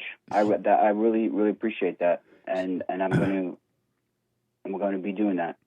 And so work on the false self. Know thyself. Become aware of the thoughts and the feelings. Don't call them you. Feelings are not from God. The good or the bad or evil. Stop identifying with that. Do the silent prayer. Practice being present, and let me know how it goes. Okay, I will. I definitely will. Thank you. I don't know where you are in L.A., but we have fellowship every Sunday morning for all people. Doors open at 10:30. Meetings start at 11. And the first Thursday of the month for men only. So you're definitely welcome to. We love the Jews, so you're welcome. We have some Jews there, and so feel free to come and fellowship, and you're going to get so much help. Okay. All right. Well, I appreciate that. I know where it is over there. I think on Pico or something. I was looking it up. But if you don't come, you still work on yourself, and let me know how it goes. Okay. All right. Thank you. All right, buddy. You can be free if you want. Ashley is out of Nevada. Let's see here. Ashley, welcome to the show. You're on the air. Hey, Jesse. Hey. So I'm not sure, I've been working graveyard, and I have an opportunity to possibly get the day shift. I know you can't, make a decision for me, but it's like you've been talking about lately, people that can't make decisions. But it's like, I like the opportunity to do graveyard because I'm able to do 4 days and work 10-hour shifts. So I do the 40 hours in 4 days, and then I get 3 days off. Right. But like right now, like I'm tired, like, and so like all I do when I get home is kind of just, if I'm not asleep, I'm laying around. Right. But then like there's other people that, you know, it works for them, and you know they're able to like get other stuff done. And I'm thinking maybe that's me too, because at first I was upset that I got graveyard, but then I worked graveyard, and I'm like, I like it, you know, it's okay. But then like stuff has been going on like with my family, and I think that's kind of like taking a psychological toll on me. And You kind of mean like your wife and you mean your wife and children? No, just, you know. What family? So like I'm living with my mom. How old are you? 43. What? No. No, but look, I know. 43. Yeah, I know. Look. No, when are you working night shift? If I work there with my mama, I work night shift too. And then it gives me a good opportunity to get a second job because I got those 3 days off. Right. And this is just me, like, just, I don't know. I'm not Superman or nothing like that, but I mean, if it can be done, I could possibly do it, you know? Yes. And so, like, I move out next month on the 1st. I move out. In May? In May. May 1st. Okay. Why are you living with your mom at 43, man? Are you black? I'm black. I rest my case. You rest your case. What's wrong with the blacks? But anyway, go ahead. No, and then, like, what's wrong with me? Like, okay, like, so, like, silent prayer, all thoughts are lies, all that's been working for me great. And, like, now it's like, I just notice myself, and I'm kind of like, I'm not people-pleasing no more. And so, like, I'm not necessarily angry, but then I do notice that I do judge people, right, and that there are certain people that I just don't like. And it's like, I don't even know this person. I ain't said nothing to this person. Why do I not like this person, right? And like...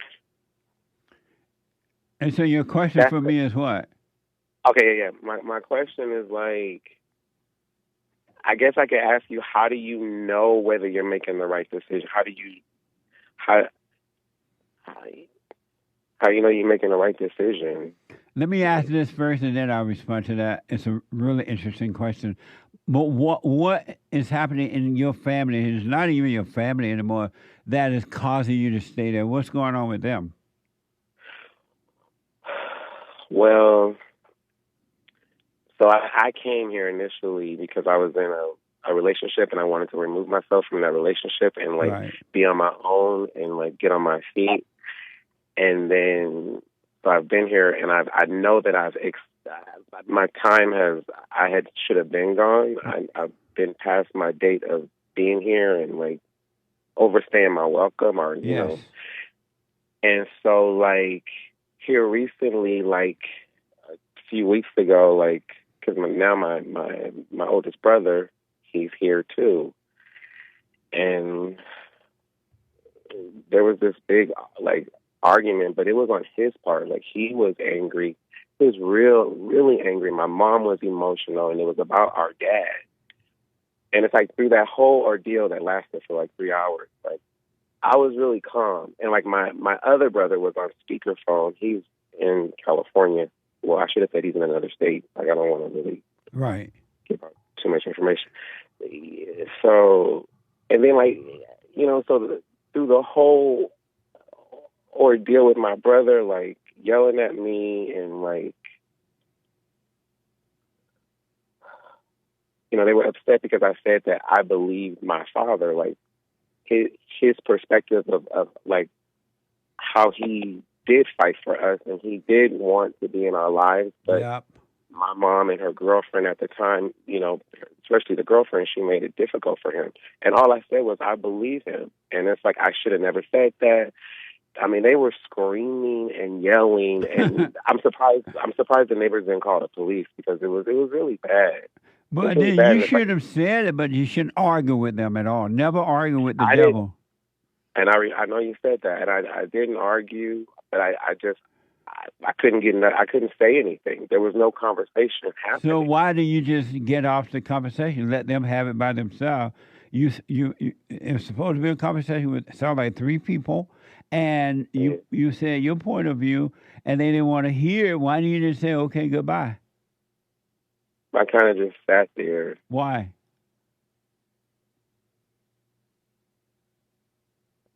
I don't know.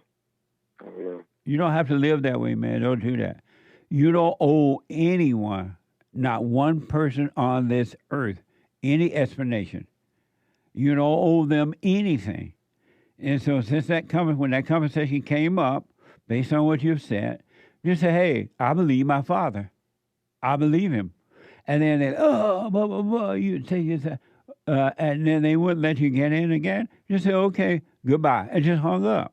You're not obligated to anyone. This was in person. This was. But here. You still could have walked away. Walked away? I wouldn't have been running from it? No. You don't owe. I promise you this, and I want you to try and see how free you become. You don't owe an argument with anyone. You shouldn't be trying to prove anything to anyone. Your thoughts should be about working on you and no one else. You shouldn't judge them or anything. Don't have an opinion about them. Just work on you. You should have walked away. And that's what bravery is. Bravery is when you can walk away without being angry. Really? Yeah. Weakness is to hang around and argue with the devil and try to prove something. You don't need to prove anything, man. You had it backwards. Right.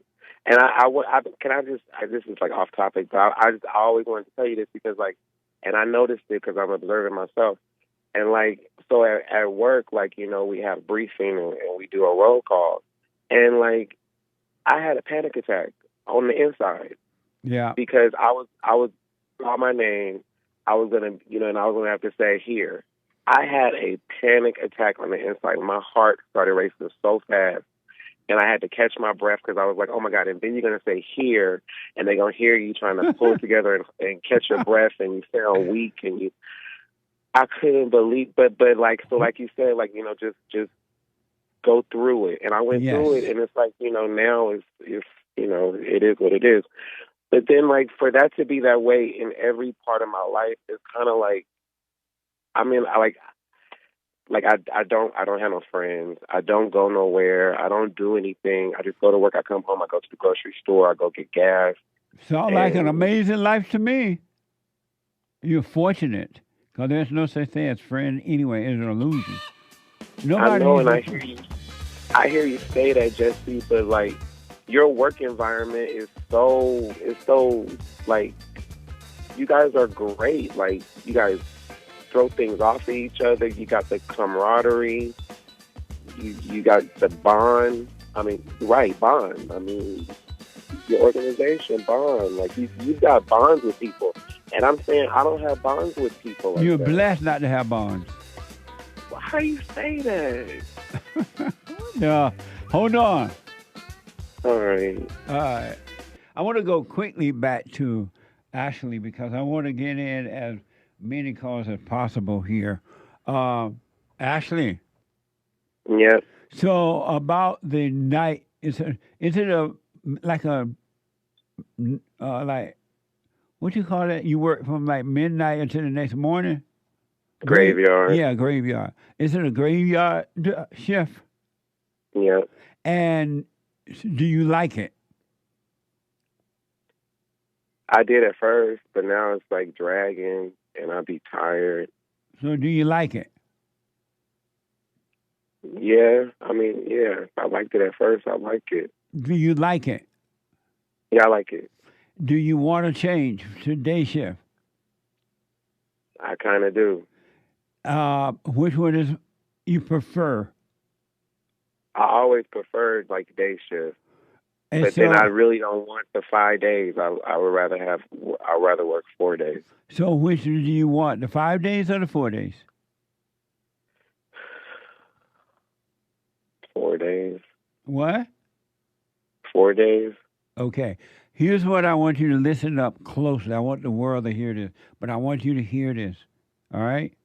Do you want real power and authority in your life? I do. Make decisions and do them. Whatever opportunity comes, when an opportunity comes, make a decision and go with it. And everything else will work itself out. Don't worry about the outcome. Don't think about how it's going to go and not going to go. Make the decision. I promise you, you will have power that will blow your mind. But you got to make decisions. And don't be double-minded about it. Make the decision and go with it. And don't worry about the outcome. It will blow your mind. So you need to make the decision. Do you want day shift or night shift? Yes, I want night shift. Or yes, I want day shift. And no more thinking about it and do it. You got to learn to make decisions if you want true authority in your own life. Make a decision. That's all you need to do. And don't be double-minded. All right. All right? All right. Make a decision. Don't be like, well, I like the night shift, but then I like the day shift, and then I like the night. That's a double-minded person, and that person is unstable in all his way, and they have no power. They have no authority. They're weak. Make a decision, man. All right, I don't want to be that way. Make a decision. That's all you gotta do. Make a decision. Like when your family were arguing about your dad and other, you could have made a decision. When you realized they didn't want a conversation, they wanted to argue, you could have made the decision. I'm out of here. Bye. And move But on. then I stayed because there was stuff I needed to say too. No, you stayed because you were double-minded. They didn't want to hear what you had to say. Really? Yeah, they didn't want to hear what you had to say. Yeah, I know they didn't. They really didn't. And they have a right not to want to hear what you have to say. They don't want to hear, they don't want to hear. But you need to start making decisions. When they didn't want to hear, oh, okay, bye. And went on your way. You got to start making decisions. A person who cannot make decisions, especially when the opportunity comes, the opportunities are coming so you can make the decision. You can go with that opportunity and see what happens. All right? Make decisions, man. Okay. Okay. Okay. And stay with the silent prayer, and don't worry about having friends or don't have friends or whatever. If you can't live alone in perfect peace, you don't deserve a crowd. You don't deserve friends. Learn to live alone in perfect peace, and everything will be added unto you, all right? All right, I believe it. Let me know how it goes. All right, I will. Thank you. Let me know what decision you make about the night or the day shift. Okay, I'll let you know. But make a decision and don't be double-minded. Don't think, oh, I made the decision for the day job. Oh, I'm going to regret it. Lord, I'm not going to be able to sleep. Oh, I got to work 5 days a week instead of. Don't go with that. Just make that decision, whatever decision you make, and go with that. Don't think about the outcome, all right? Right, okay. Let me know how it goes. Thank you so much. You're welcome, buddy. Make decisions, folks. Don't be double-minded. Because opportunities are always right in front of you. You're just not making the decision so you can grow in the opportunity. And you lack power. You're weak. If you can't make a decision, you're lost. Don't be one of those people who can't make a decision. What the?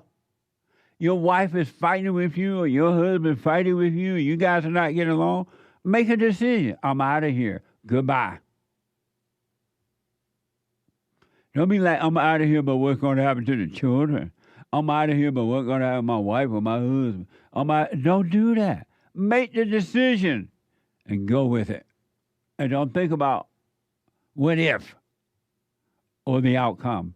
Thank you. Thank you. So we take all call, but Friday is Black Friday. And we have started, it used to be Open Line Friday, and it's still somewhat open line. But I want to make another attempt. We've been trying to show the blacks for a long time. But I want to show them that they have been lied to, and that they're lied to by the so-called the civil rights leaders, their black representatives, their black preachers and others, liberal whites, that they're lying to the blacks about history, past history, and now. And then they're doing it because they want to control you for power, false power, but power and wealth. They don't want the blacks to be free. They don't want you to be an individual, a man or a woman without anger. Because if you didn't have anger, if you don't have anger, they cannot control you. You can only control an angry person, man or woman. You can make them feel good, and you know exactly how to make them feel good, and you can make them feel bad. And they don't know that you're making them feel good. Or they don't know that you're making them feel bad. And the blacks have been controlled like this all their lives. Well, not all their lives, but since the civil rights movement for sure. And I grew up in Alabama on a plantation, and this mentality were not there at the time. Really. Blacks did not have civil rights leaders. They didn't even let the preacher be their leader. They learned from the preacher. The preacher was the teacher. You got to learn from the teacher. The teacher point you in the right way. Nothing wrong with the teacher. But they didn't have him as a leader. And that has all changed, and they are destroying black people. But I blame the black as an adult. You're responsible. I want to give you a little history on how the blacks were before the civil rights movement, who was the worst thing that ever happened to the blacks, other than abortion. I want to kind of give you an example of the mindset of the blacks before the civil rights movement. Here's a black middle-class man from 1967 out of Atlanta explaining why he never considered himself black. Watch this from X. Tree-lined street. I'd like to have a summer home on the lake. I'd like to have a yacht and belong to a North Shore Yacht Club. I like to wear suits from Brooks Brothers. All Americans, and I am an American. We think this way. There's no other way to think. I can't think African. I can't think Irish. I can't think Norwegian. I have to think in the society in which I live, which is a white society. So their values are imposed on me, and I think this kind of way. I don't think of myself as being a Negro.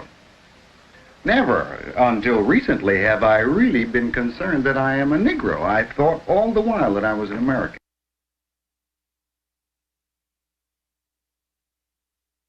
Amazing, huh? He thought he was an American. That's from the good old days. Grandpa tell me about the good old days. And the last thing most black people think today, not all, but most, the last thing they think is that they are Americans. They don't think they're American. They'll call themselves African American, everything but American. Isn't that sad? In the good old days, when boys were boys and men were men, black Americans thought of themselves, and they were Americans. And as a result, there was nothing or no one that can hold them back.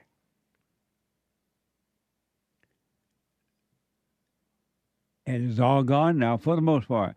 There is an exception of those few blacks who have refused to join the crowd, but to be individual thinkers themselves, to hold on to their individuality. And they are free.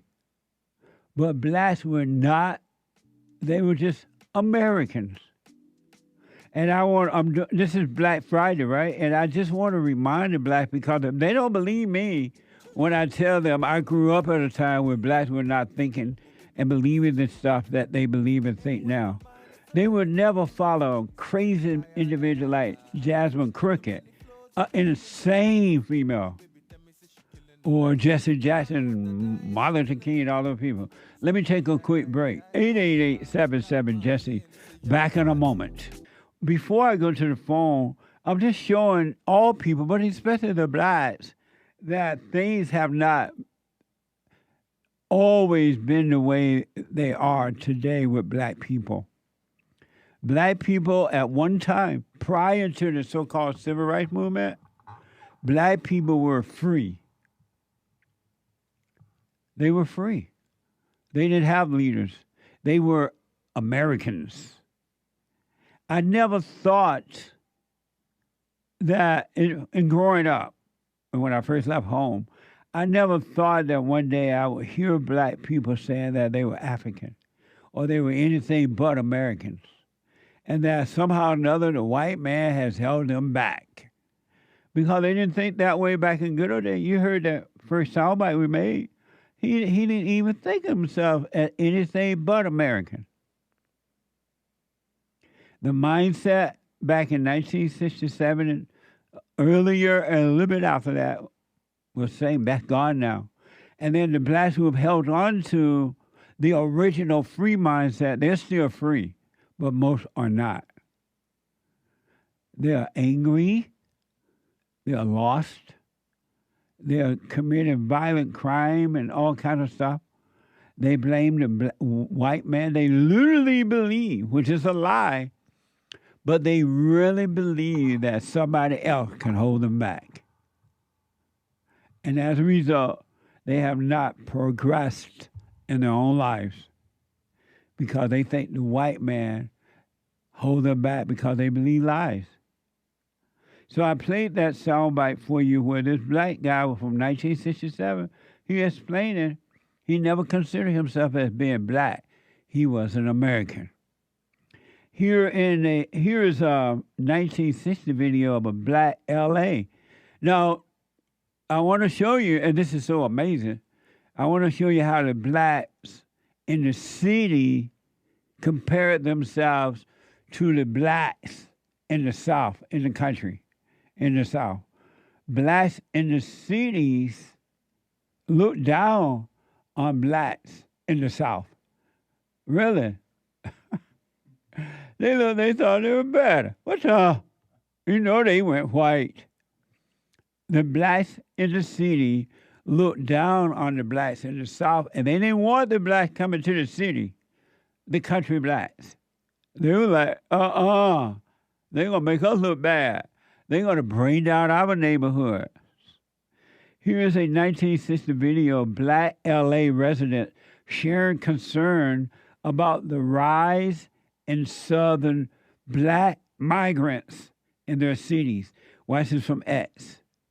The whole tone of this meeting is we're setting ourselves up as little puppet Jesuses. We can't help anyone else until we help ourselves.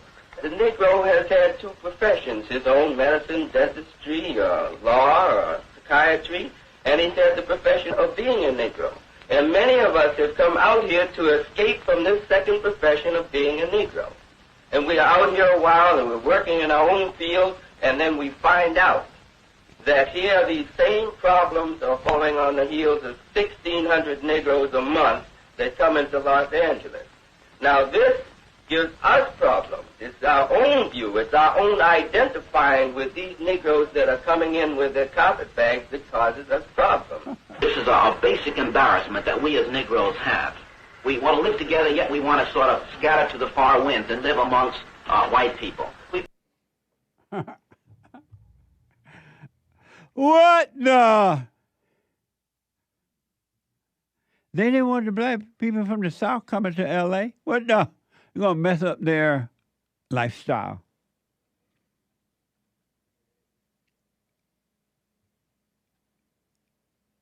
That's you, Joe? Joe, don't want the blacks coming here? That's me and other blacks. I ain't with y'all. May said you don't know your culture. And you try to comment on black people. You don't even understand black people. She was right. What the? Here's a little bit more I hear more comments about blacks, LA residents. Watch this from X.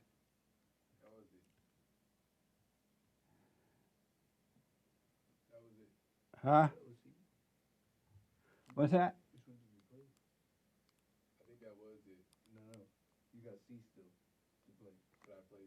You're running the board right now. He don't know what he's doing. You play B? Yeah, I play B, part B. Los Angeles a I month. thought you played the wrong By one. 1970, there'll probably be 1 million Negroes in this city. And I know that people are concerned about this. They may not talk about it very often, but I certainly heard them shudder in church when he said there'd be 1 million Negroes in Los Angeles. We shudder because we're saying, in essence, the majority of these people are not like we are. And we felt that maybe some of us felt we left the South because we were getting away from this problem. We are a part of this exodus, too. But we are a little maybe embarrassed by the fact that here we're going to have a mass element come in that's going to create a tremendous social problem in the community to which we find a great deal of difficulty in relating to. Well, I don't want to sound like a do-gooder, because I really am not, and I'm somewhat of a snob. But I do think that with these people coming in who are not our intellectual equals, nor are they of our sociological bracket, they're not to be a handicap to us. They'll find their own level. Now, I do sound like a snob, but I don't mean it this way. But they're used to living a certain way, and they, too, might rise up above their origin and might one day be our associates.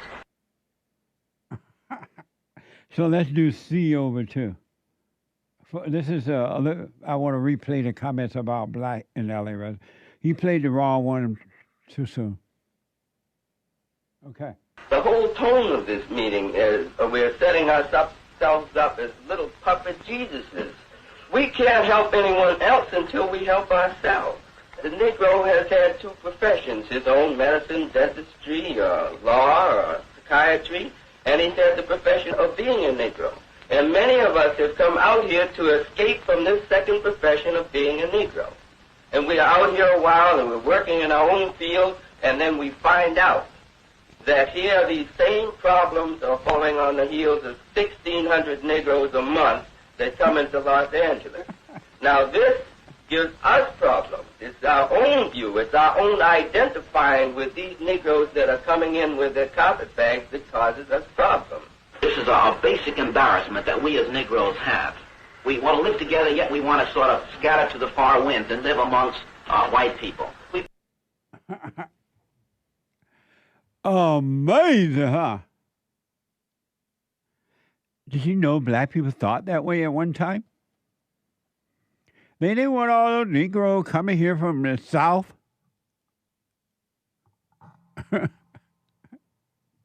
Those are Joel people right there. They ain't want these black people come to L.A. What the?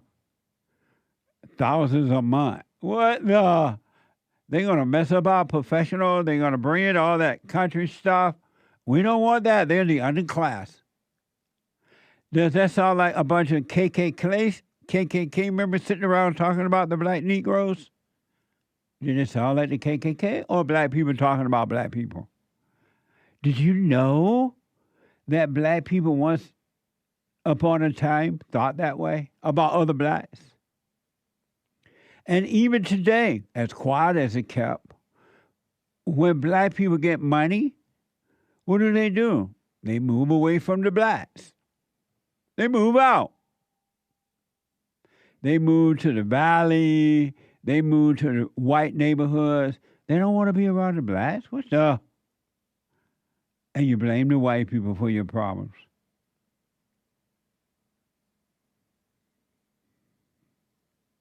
Isn't that amazing?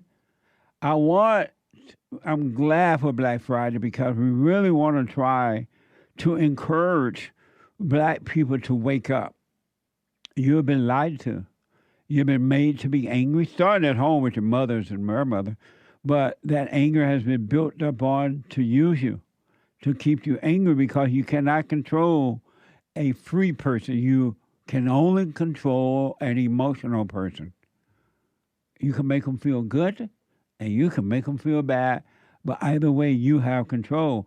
And once you wake up, you're going to be stunned because you're not paying attention when you're asleep, but when you wake up, you're going to be stunned how people study you and they watch for your weakness and they know exactly what to do to make you feel good or exactly what to do to make you angry, because all angry people are hypnotized and they are mentally ill. Talk about the mental illness. All angry people are hypnotized and they are mentally ill. They're mentally ill. And so the same discussion is happening today in America with the Americans toward the illegal aliens and so on and so on. We don't want the illegal alien in our country, right? But black people look down on, and they still do, on black people. Amazing. They ain't want all those black come to L.A. We're businessmen and women. We're intellectuals. And they may rise above us. Let me go quickly to Australia. And talk to first-time caller, Chester. Chester, welcome to the show. You're on the air. Hello, Jesse. Hey, Chester. Out here from Australia. All the way from down under. All the way down under. My question is, what would you say to someone who says to you that they're a homosexual and they need to, I don't know what the question would be, rebuilding the man. What sort of a man am I? I've done 10 years of 10, 15, 20 years of just going through this. I'm homosexual. And now here I am drinking, and what am I going to do? What kind of a man am I now? And who are you? I don't know anymore. And what? I don't know. When you say I don't know anymore, did you know at one time? I don't even know if I did. I don't even know if I did. Oh, okay, that makes sense. I think the whole gay thing, the whole homosexual thing, has fucked me over to the point where I'm just sitting here,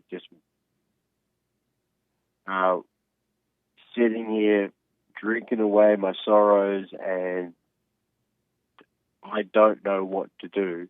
Oh, okay. As someone that would say they're a homosexual. Not that I want to say that, but that's just the way that I feel. Here's what I recommend, Chester. Never say that again. Don't ever call yourself that again, because it's not you. It was never you. Yeah.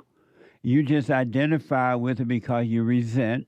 And this anger that started with your mother, it's from her. You have her mother's spirit, your mother's spirit, so you feel like a woman on the inside because you have the feelings, the thoughts and emotions of your mother. And so don't ever call yourself again. Don't be angry about it or glad about it. Be glad to see, be grateful to see that it's not you. Stop calling yourself that, and I promise you the spirit of that will be taken away from you. It's not you. Okay. No. And I know I knew you were going to say that. Well, I didn't know you were going to say that, but I thought you would. And then my next question, then what happens after that, though? Because I know, even if I do that, I'm not going to, I know what I should be. I know I should be attracted to women, and I should have a wife and children by now. How old are you? I'm 35. Why do you think you should have have that? Why do you think you should have that? Because that's the natural order of things. But But That's not the natural order. you don't think that's the natural order of things? No. No, not me. I'm saying having the fact. Why would I not be attracted to women? It's not natural or unnatural to be attracted to women. The men who, when you're attracted to the woman, you're in a fallen state. You're no different than when you're in the fallen state about being attracted to men. It's the same spirit. Men feel the same way about women that men feel about men. It's the same spirit. It's not love at all. It's lust, and it's dark, and it has nothing to do with love at all. Zero. It's the same spirit. Homosexuals would tell you they love the man. They feel that way about men. They say you the same thing that men say about women or women say about men. It's not love at all. It's ego. It's lust. And it has nothing to do with God. It's the same spirit. And this idea that, oh, I should have a family, I should be this, that's another setup. The only thing you should have is a relationship with the truth. You should love the truth more than anybody or anything, and you should only want the truth and nothing else. So all you got to do now is stop calling yourself. Have you got calling yourself that? Have you gone and forgiven your mother? No. And why not? No, I haven't. Why not? Because she was a schizophrenic, so it'd be hard to do it, but I haven't done it. Well, I know that you said that I should do that. Yes, stay close to your phone, but yes, I promise you, man, I'm telling you the truth.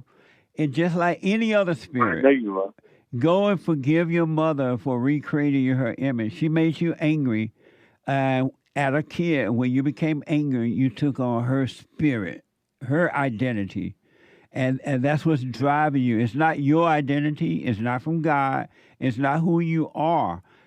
Forgive her and forgive your father for not protecting you from your mother. He loved you. He just didn't know how to deal with her. Do the silent prayer, and I promise you, you'll be just fine. All those things will be taken away. They're just false identities. They will be taken away, and you'll be free. You have nothing to feel guilty about. You have nothing to feel bad about. You have never done anything wrong in your life. You have never done anything right. You're neither a sinner nor a saint. You've just been listening to the wrong spirit because you're angry. Drop the anger. Yes. Okay.